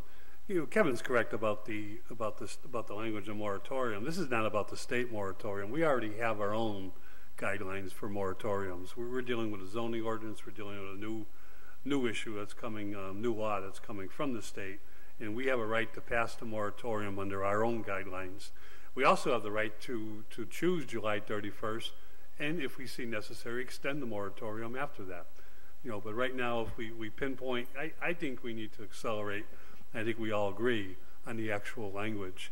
Councilor Lisi makes a good point. The only problem with the state language is manufacturing is tied to sales, And when people are looking to do manufacturing, they have to have some outlets for sales. And if they're going to come in and do manufacturing here, they're going to look to sell the product elsewhere. And that may be a good thing, it may be a bad thing, but I think we need to accelerate our language on both and be prepared for when the state goes forward. The state language, the way it's coming out right now, is incredibly strict and incredibly time-consuming. So I think July 31st at the moment, because the state's not going to lift their moratorium, or there's no sign of them lifting their moratorium, would do us. But I think it would do ourselves a real favor by accelerating the language, both on manufacturing and on sales. I have a suggestion. How about, as a compromise, somebody might want to make a motion that says we adopt a moratorium until July 31st, or to the same date of the state, should the state extend. So that if the state extends the moratorium past July 31st, ours automatically extends. Yeah, my fear is that what if they shorten it though? My think. What about if we said July 31st, 2018, but or until the city council passes an ordinance, shorter or longer? What do you think of that proposal? That's fine. I still think. Because this way it works both ways. I would like. Okay, you know my position. I don't want this here at all, right? Okay, you got that. I think I've made that abundantly clear. I think you guys are playing with fire, but I'm just going to sort of sit on the sidelines after January somewhat. But my point is, if you do it and you have these industrial things and blah blah blah, I'm telling you right now, you will kill this community if you have retail here. I'm telling you right now, because we're at the tipping point as it is. But this will all be debated by you guys, or maybe we can finish it by the end of the year, and I get to partake in all those discussions. So why don't we do a compromise? I hear, let's do July 31st, 2018, but if the council hasn't passed an ordinance, you guys keep working on it. I would assume you're going to be pushing to get it done. I'd like to say, let's go for December 31st so you can be there for it and get it done. I appreciate. Now you've already chopped 6 months off. Work with me on this compromise. Yeah. I would appreciate that, and hopefully it will be done by the end of the year. Yeah. But I will tell you is once they pass this law, there is going to be a lot of AG rulings, regulation. You got to get all that stuff published from DPH and these other organizations. You're going to want to read all that stuff. You're going to want lawyers to read it. You're going to want MMA to weigh in from a zoning perspective on not just what they can do, but what, how does this all blend? And then maybe start getting some model rules passed. This stuff is really time consuming. It really is. Would you like to make that into a motion? So I'm going to make a motion that it be amended to July 31st, 2018, but will be or until the city council passes. Or until the city council passes. Whichever occurs. No, just whatever occurs, because sooner or later. Yeah. Yeah. So just July 31st, 2018, or when the city council adopts a recreational marijuana zoning rule regulations. Ordinance. Could you just clarify that? But I'd like to see it so that the city council has to take action. No, it does have to take. Before the 31st of July. It has to, yeah. So if we take action sooner, great. Yeah. Yeah. That's oh yeah, no, this will end next week if we passed an ordinance. Or January. Or January 1st. December 31st. Correct. It could potentially. Right. Yeah. You may get your wish. I just want it done, even if we don't open a retail shop and that's how we vote, and we're not going to do it. I just want to get it clear for everybody, and let's do the work and get it done. That's what I want. I'm always about the work. So we have a motion to I think that's a good have the moratorium through July 31st of 2018, or when the city council adopts an ordinance on retail on recreational marijuana. On recreational marijuana. I second the motion. All in favor? Aye. I would like to also propose another amendment to the first line, and where it says recreational marijuana retailers, growers and distributors. I'd like to strike the growers and distributors and put the change retailers to retail facilities. Motion fails for lack of a second. Right. Don't hear a second. Because I think this kind of encompassed everything. We did. But doesn't preclude us from passing something for the first half before we do the second half. As it sits right now, we could adopt something in 2 weeks on the Sure. growing. I just also, I don't want Boston looking at us and seeing we passed this language that says all retail, no matter what the shape and form, and therefore they're going to start turning away applicants for licenses for grow and cultivation in the city of Holyoke. I think it's really important not to send any sort of mixed signal to Boston about the grow and cultivation part of it all. And an order can be filed relative to that. Well, we need to pass an ordinance. We don't have an ordinance on the books for growing, cultivation, any of it at this point. So we need to get that. Anything can be filed. I filed an order. It'd be great if we could, I think your argument would hold a lot more water, Rebecca, if we had an ordinance in place. If 3 months from now the council passes that portion, I would support your proposal. Right, but I'm not against taking up whatever orders have. As soon as we can get it done, let's get it done. I think we have a few orders in the jacket. I was waiting on the moratorium. But I'm not giving them a pass on the moratorium, because we want to appease certain people who are looking to make $5 million in town as they're advertising. I'm looking to pass we're in the business of legislating.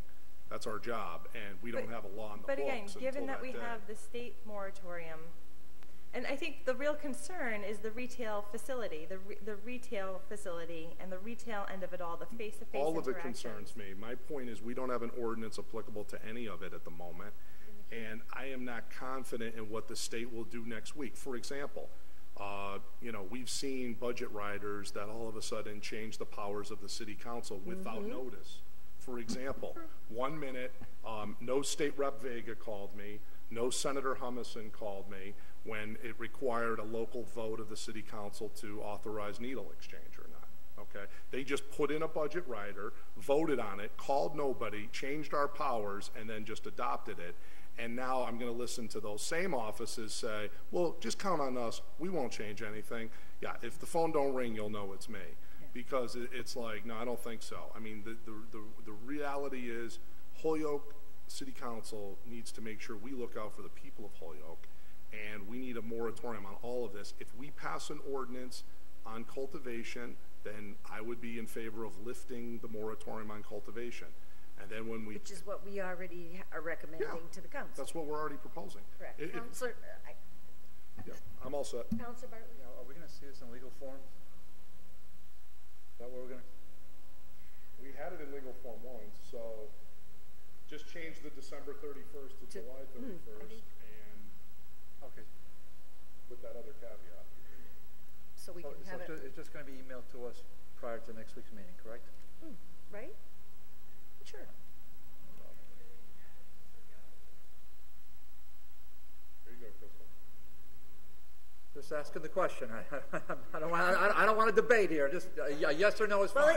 And the thing of it is, very simple. It is only a week from today, the meeting. It's going to come up quickly. Because the alternative is sometimes we have it back here to committee as well. Correct. That's often what we do. Yeah, that does happen a lot. Councilor Lopez. I'm all set. Oh, okay. Thank you. Okay. So we're good. We have our recommendation. We took our vote.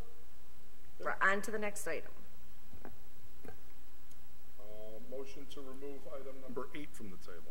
All in favor? Aye. Filed by Councilor Jourdain that the fine for overtime parking be increased from $10 to $20 as requested by the department.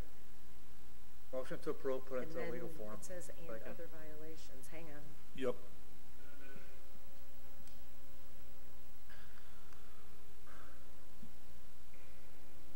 Did they give you the list on them, or he really wanted to go through all of them, but we definitely want. Okay, see, Glenn. The amended language said as requested by the department, and then there was a comma, and the committee review other related violations. But He emails me, not emails me, but texts me. This is Dan. He says, you really should look at all the other ones. Could you, I'd like to pass the overtime parking. We're already done. We've done the research, 10 to 20, end of story.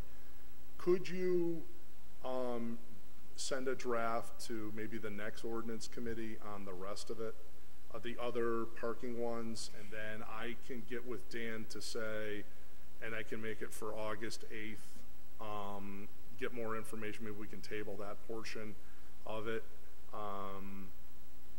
where I'll get the specific recommendations as to what they want for, I mean, they want everything to be reviewed, like from parking in front of a fire hydrant to so close to the curb to all these other ticket, because he says he's got a whole book of the ticket but, stuff. I mean, I may be being picky on this, Yep. but that should be a separate order filed.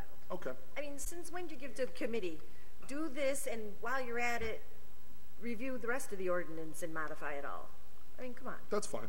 I mean, it can be, I'll file another order. So if we could just change, I'd recommend it be put in a legal form for 10 to 20. That's fine. Councilor McGivern? We amended this at the city council level to look at all the parking fines. I know. And that's the parking ticket that we were talking about, not fire hydrants and everything like that, but the downtown issues. What, Just the the biggest point that Dan makes is, if you do a no parking up to $20 for a parking meter, and the parking fine for the loading zone next to it is only $5 or $10, Exactly. you're going to park in the loading zone and take the $10 ticket. All right. The way it was No. written, it was very general. Yeah, not the whole, It said other not everything. Other related Yeah, violations. handicap stands by itself. Okay, so it That's should not a say problem. parking. It's Yes. only parking, Okay. only parking issues. Okay. And that's why I asked Captain Feeble for his parking ticket book, but Okay. obviously captains don't carry them, I guess. So could we pass out the 10 to 20 and just put that in front of the council? And then we could take up the other ones at August 8th? Table other. All right. Table other portion of it? Is that okay? All right. The only thing though too is, once we amend it, the parking tickets needs to be amended. And then if we don't do this very quickly, we're gonna have to It'll amend get messy. and buy more parking tickets and buy more parking tickets and. Exactly. Well, we can pass it and tell them hold off on the printing. Right. We're meeting again on the 8th. Right. Okay. So I make a motion, we pass the 10 to 20 on overtime parking. Do I have a second? All in favor? Aye. And motion to table the other portion of it. Is there a second? Pending the list, will be provided with a DPW recommendation. All in favor? Aye. Table for other parking. 9 we already took care of, right? Motion to remove 10 from the table? Second. All in favor? Aye. Item 10, filed by Councilor Lopez, that the ordinance committee starts the process of drafting an ordinance for the city council to have its own legal representative instead of the acting city solicitor. Is this already in compliance? No. Have anything in legal? I think that we were waiting for something last time we took Councilor this one. Lopez, I'm not sure. We didn't get anything back from you, Crystal, on this, right? No. I think, isn't this the first, oh no, No, you no, this filed is- it in February. Hang on, I've got the, No, we took this one. we while tabled back. it on June 13th. But usually I put a note if we tabled it for legal. I just have tabled. So I don't know if there was more discussion we wanted to have before we requested legal to do something.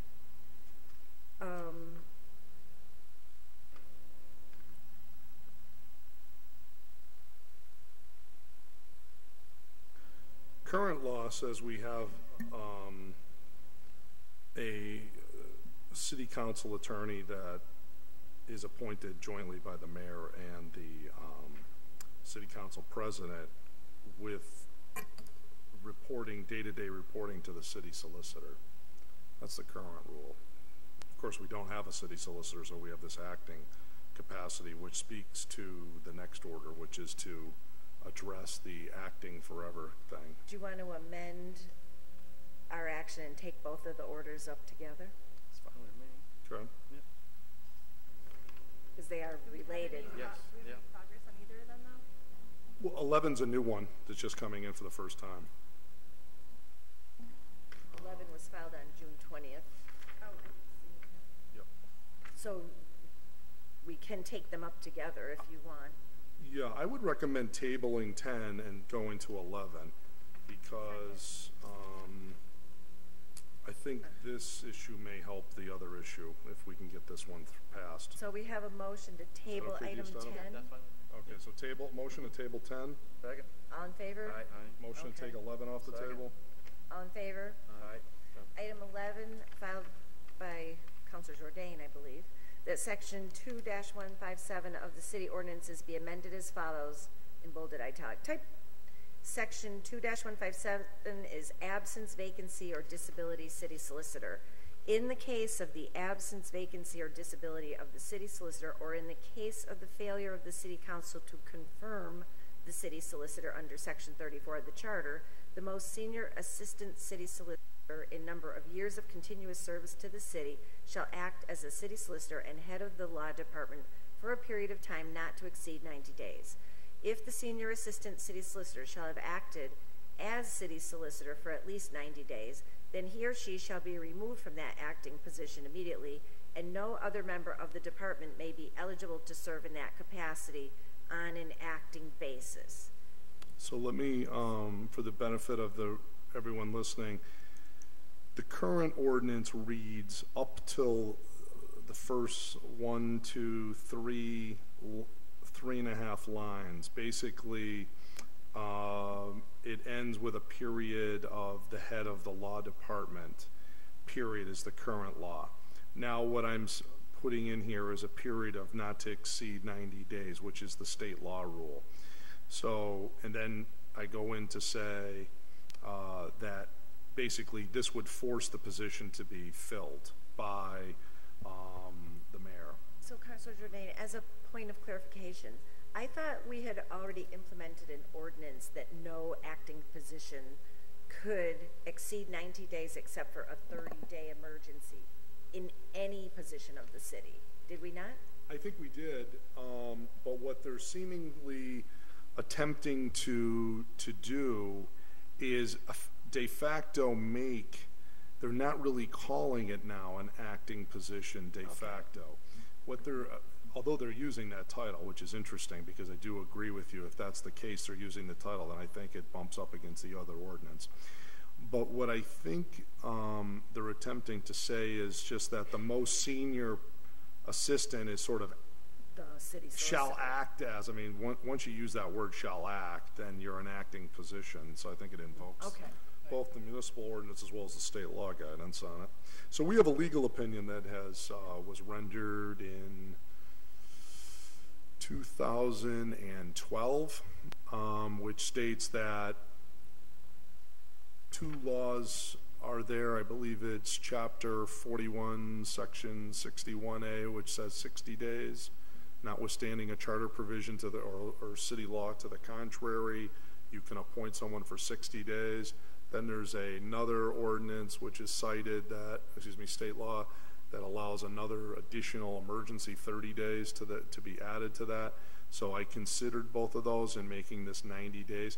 Essentially, this is to root out the current state of affairs, which is we passed the law department reorg change in an ordinance form.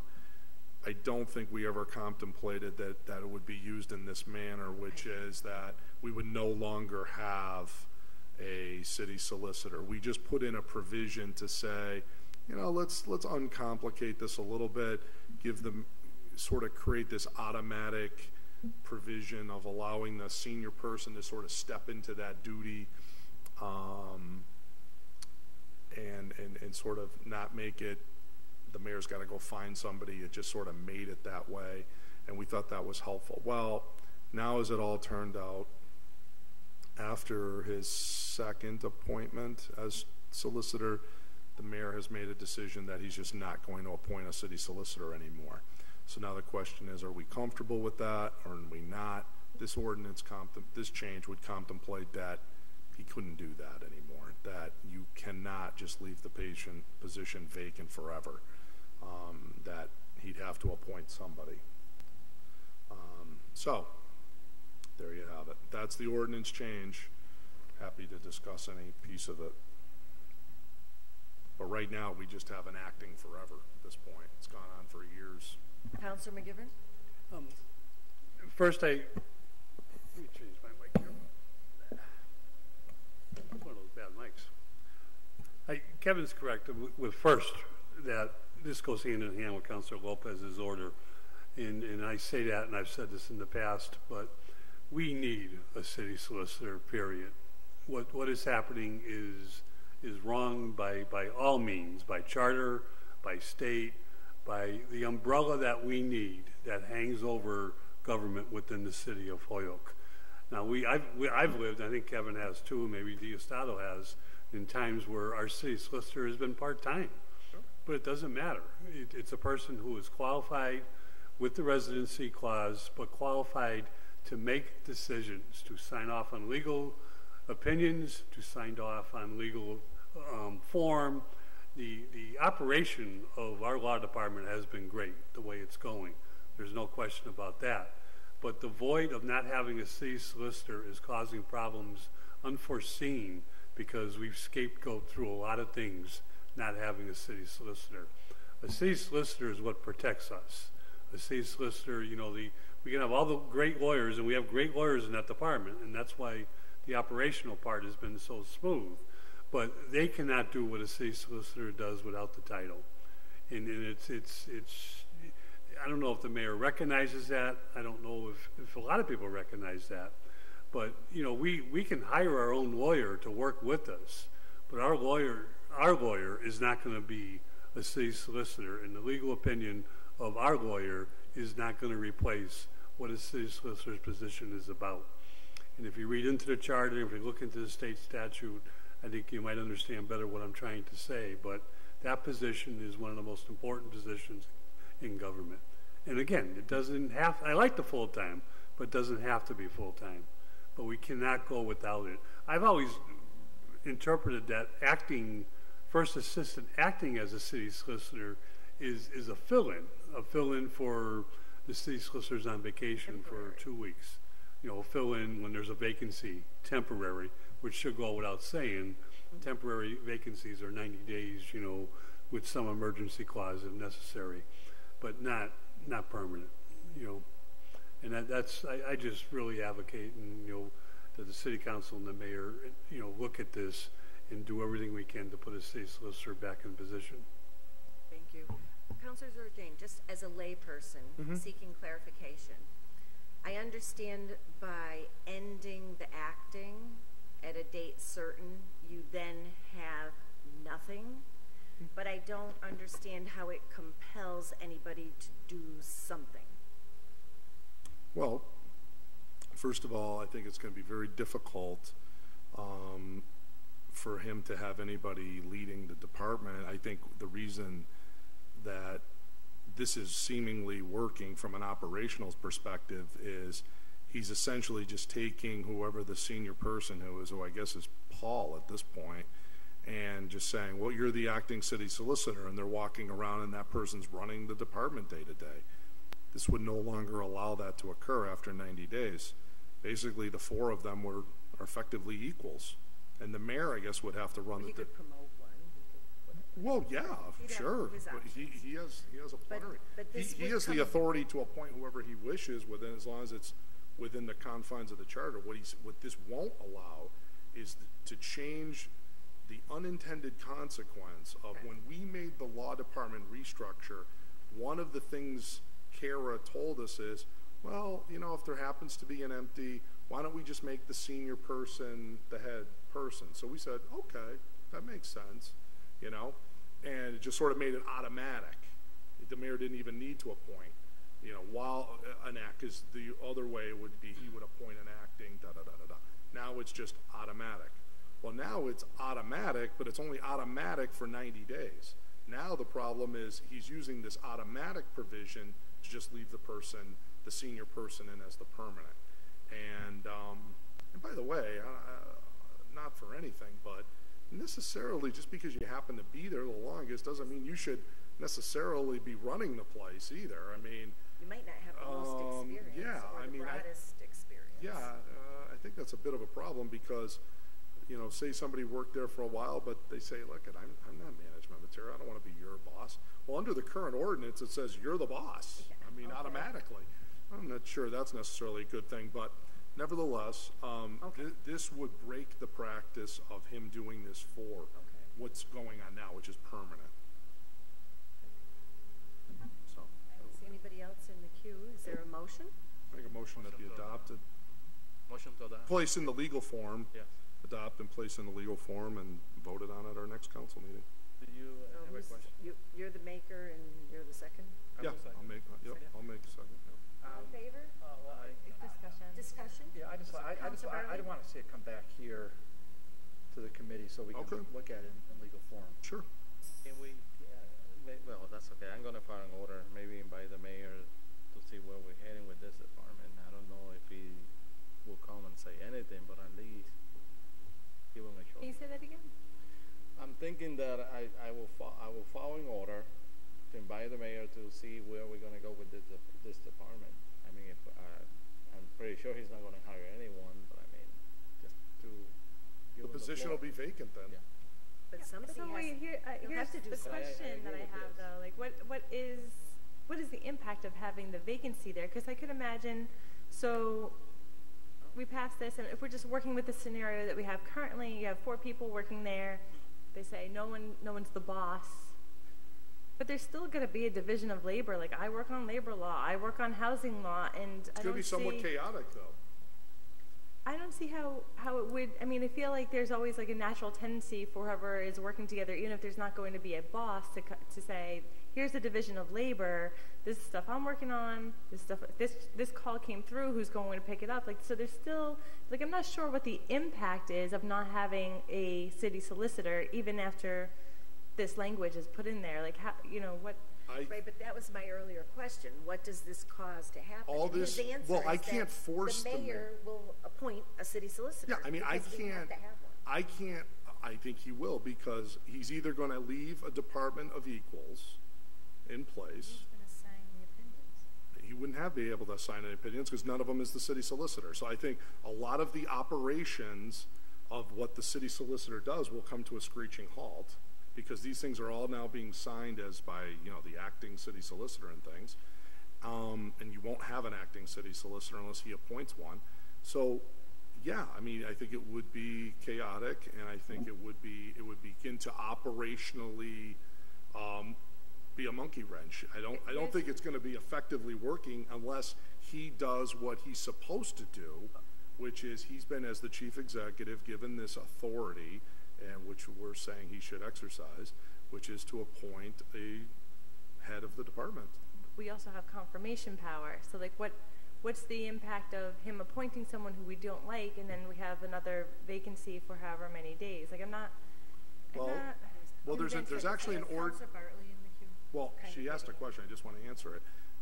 If the mayor appoints someone to be the city solicitor and they don't get confirmed, then he's got to appoint somebody else. Councilor Bartley, are you all set? Yeah, okay. I'm just. We'll see in legal form, and then maybe some other ideas may come up.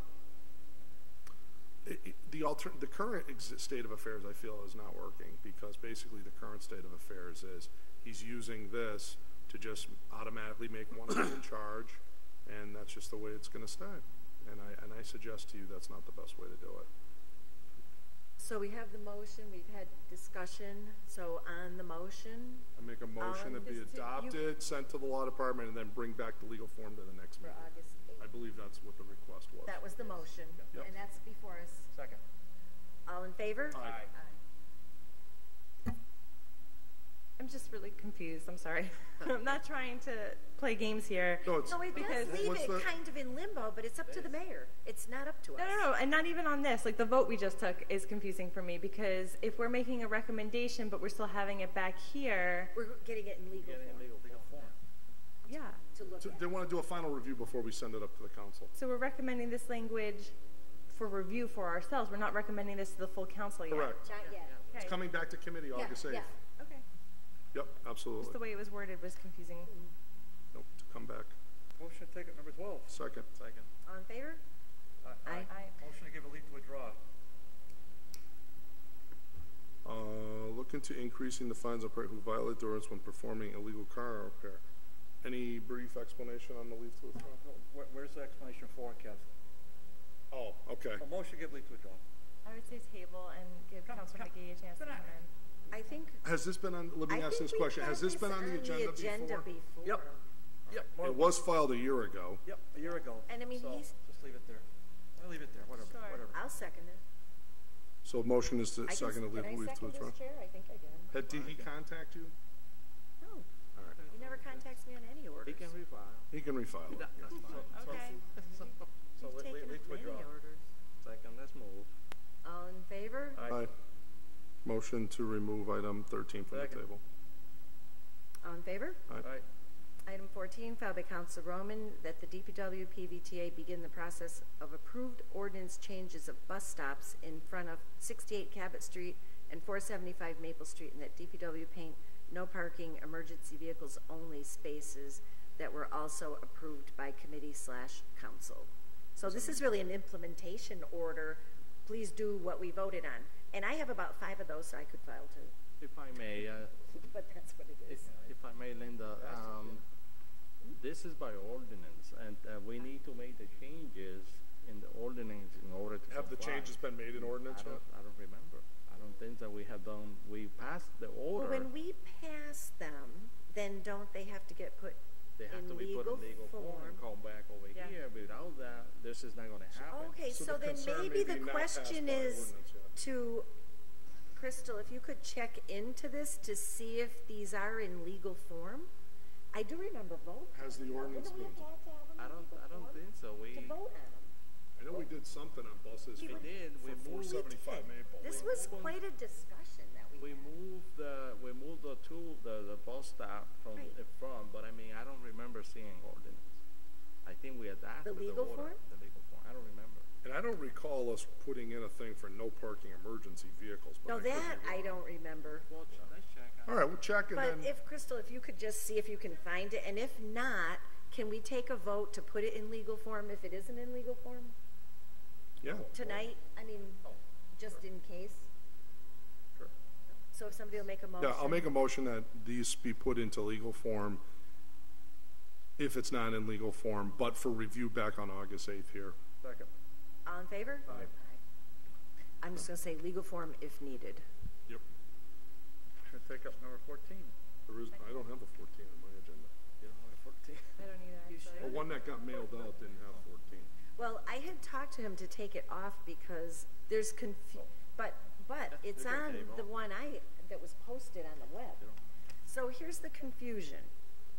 I filed an order that was tabled in June that says nothing about panhandling. In June, we sent it to legal for research on what other communities were doing relative to solicitation in public Next meeting? that wouldn't get us in trouble. That is still sitting in the jacket because we hadn't gotten anything back from you, Crystal. After that, Dio filed the order in August that you answered the legal opinion on relative to his order. So we still have the order that doesn't talk about panhandling in the jacket.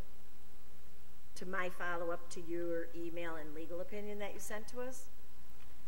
But on Dio's, your legal opinion pertains. So that's what we have before us, but the other one is waiting for the feedback in the broader sense. Yeah, because, so.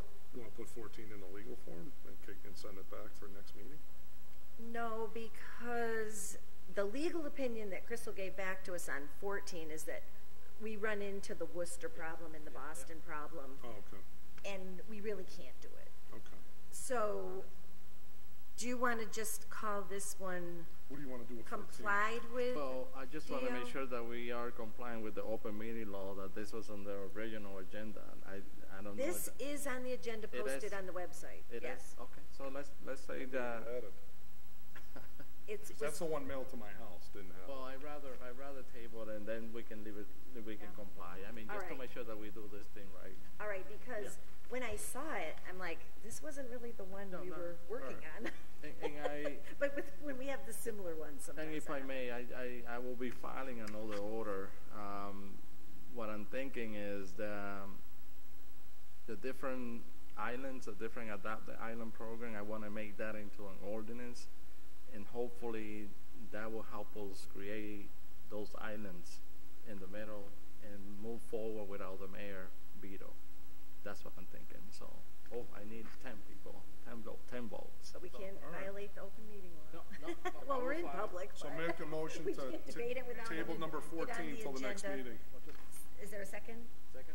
Yeah, Under discussion. well, I'll support that, but didn't you have, are we waiting for a legal opinion on your order relative to issuing permits? Yes. Okay, so what is the status of that? Yeah. Right, but that ordinance pertains to businesses being able to say no solicitation, right? Putting up a sign?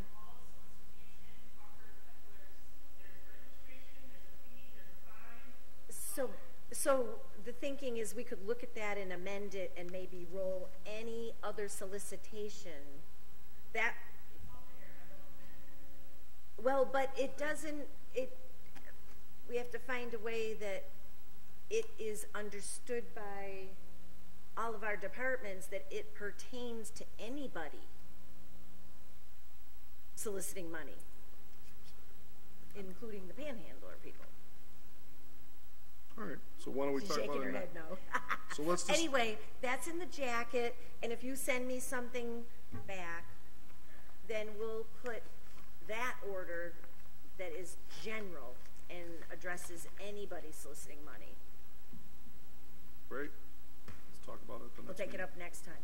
So on the motion to table 14, all in favor? Aye. Okay. And we're gonna have our next meeting, so the brief one on the first. First for that one August item. 1st, 6:30. Then the- August 8th, 6:30. Okay. Sounds good. And I have had a request that we don't meet on our normal 4th Tuesday in August. Agreed. I've had a request. Is the I think we should committee? honor that request. Okay, so August 8th will be our only ordinance, well, the 1st Yep. and the 8th will be, and that'll be it for August. Sounds good. Okay? And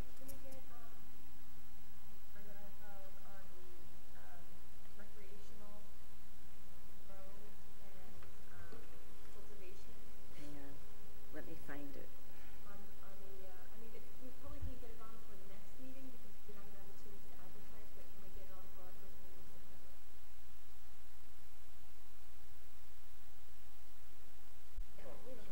motion to adjourn? Motion to adjourn?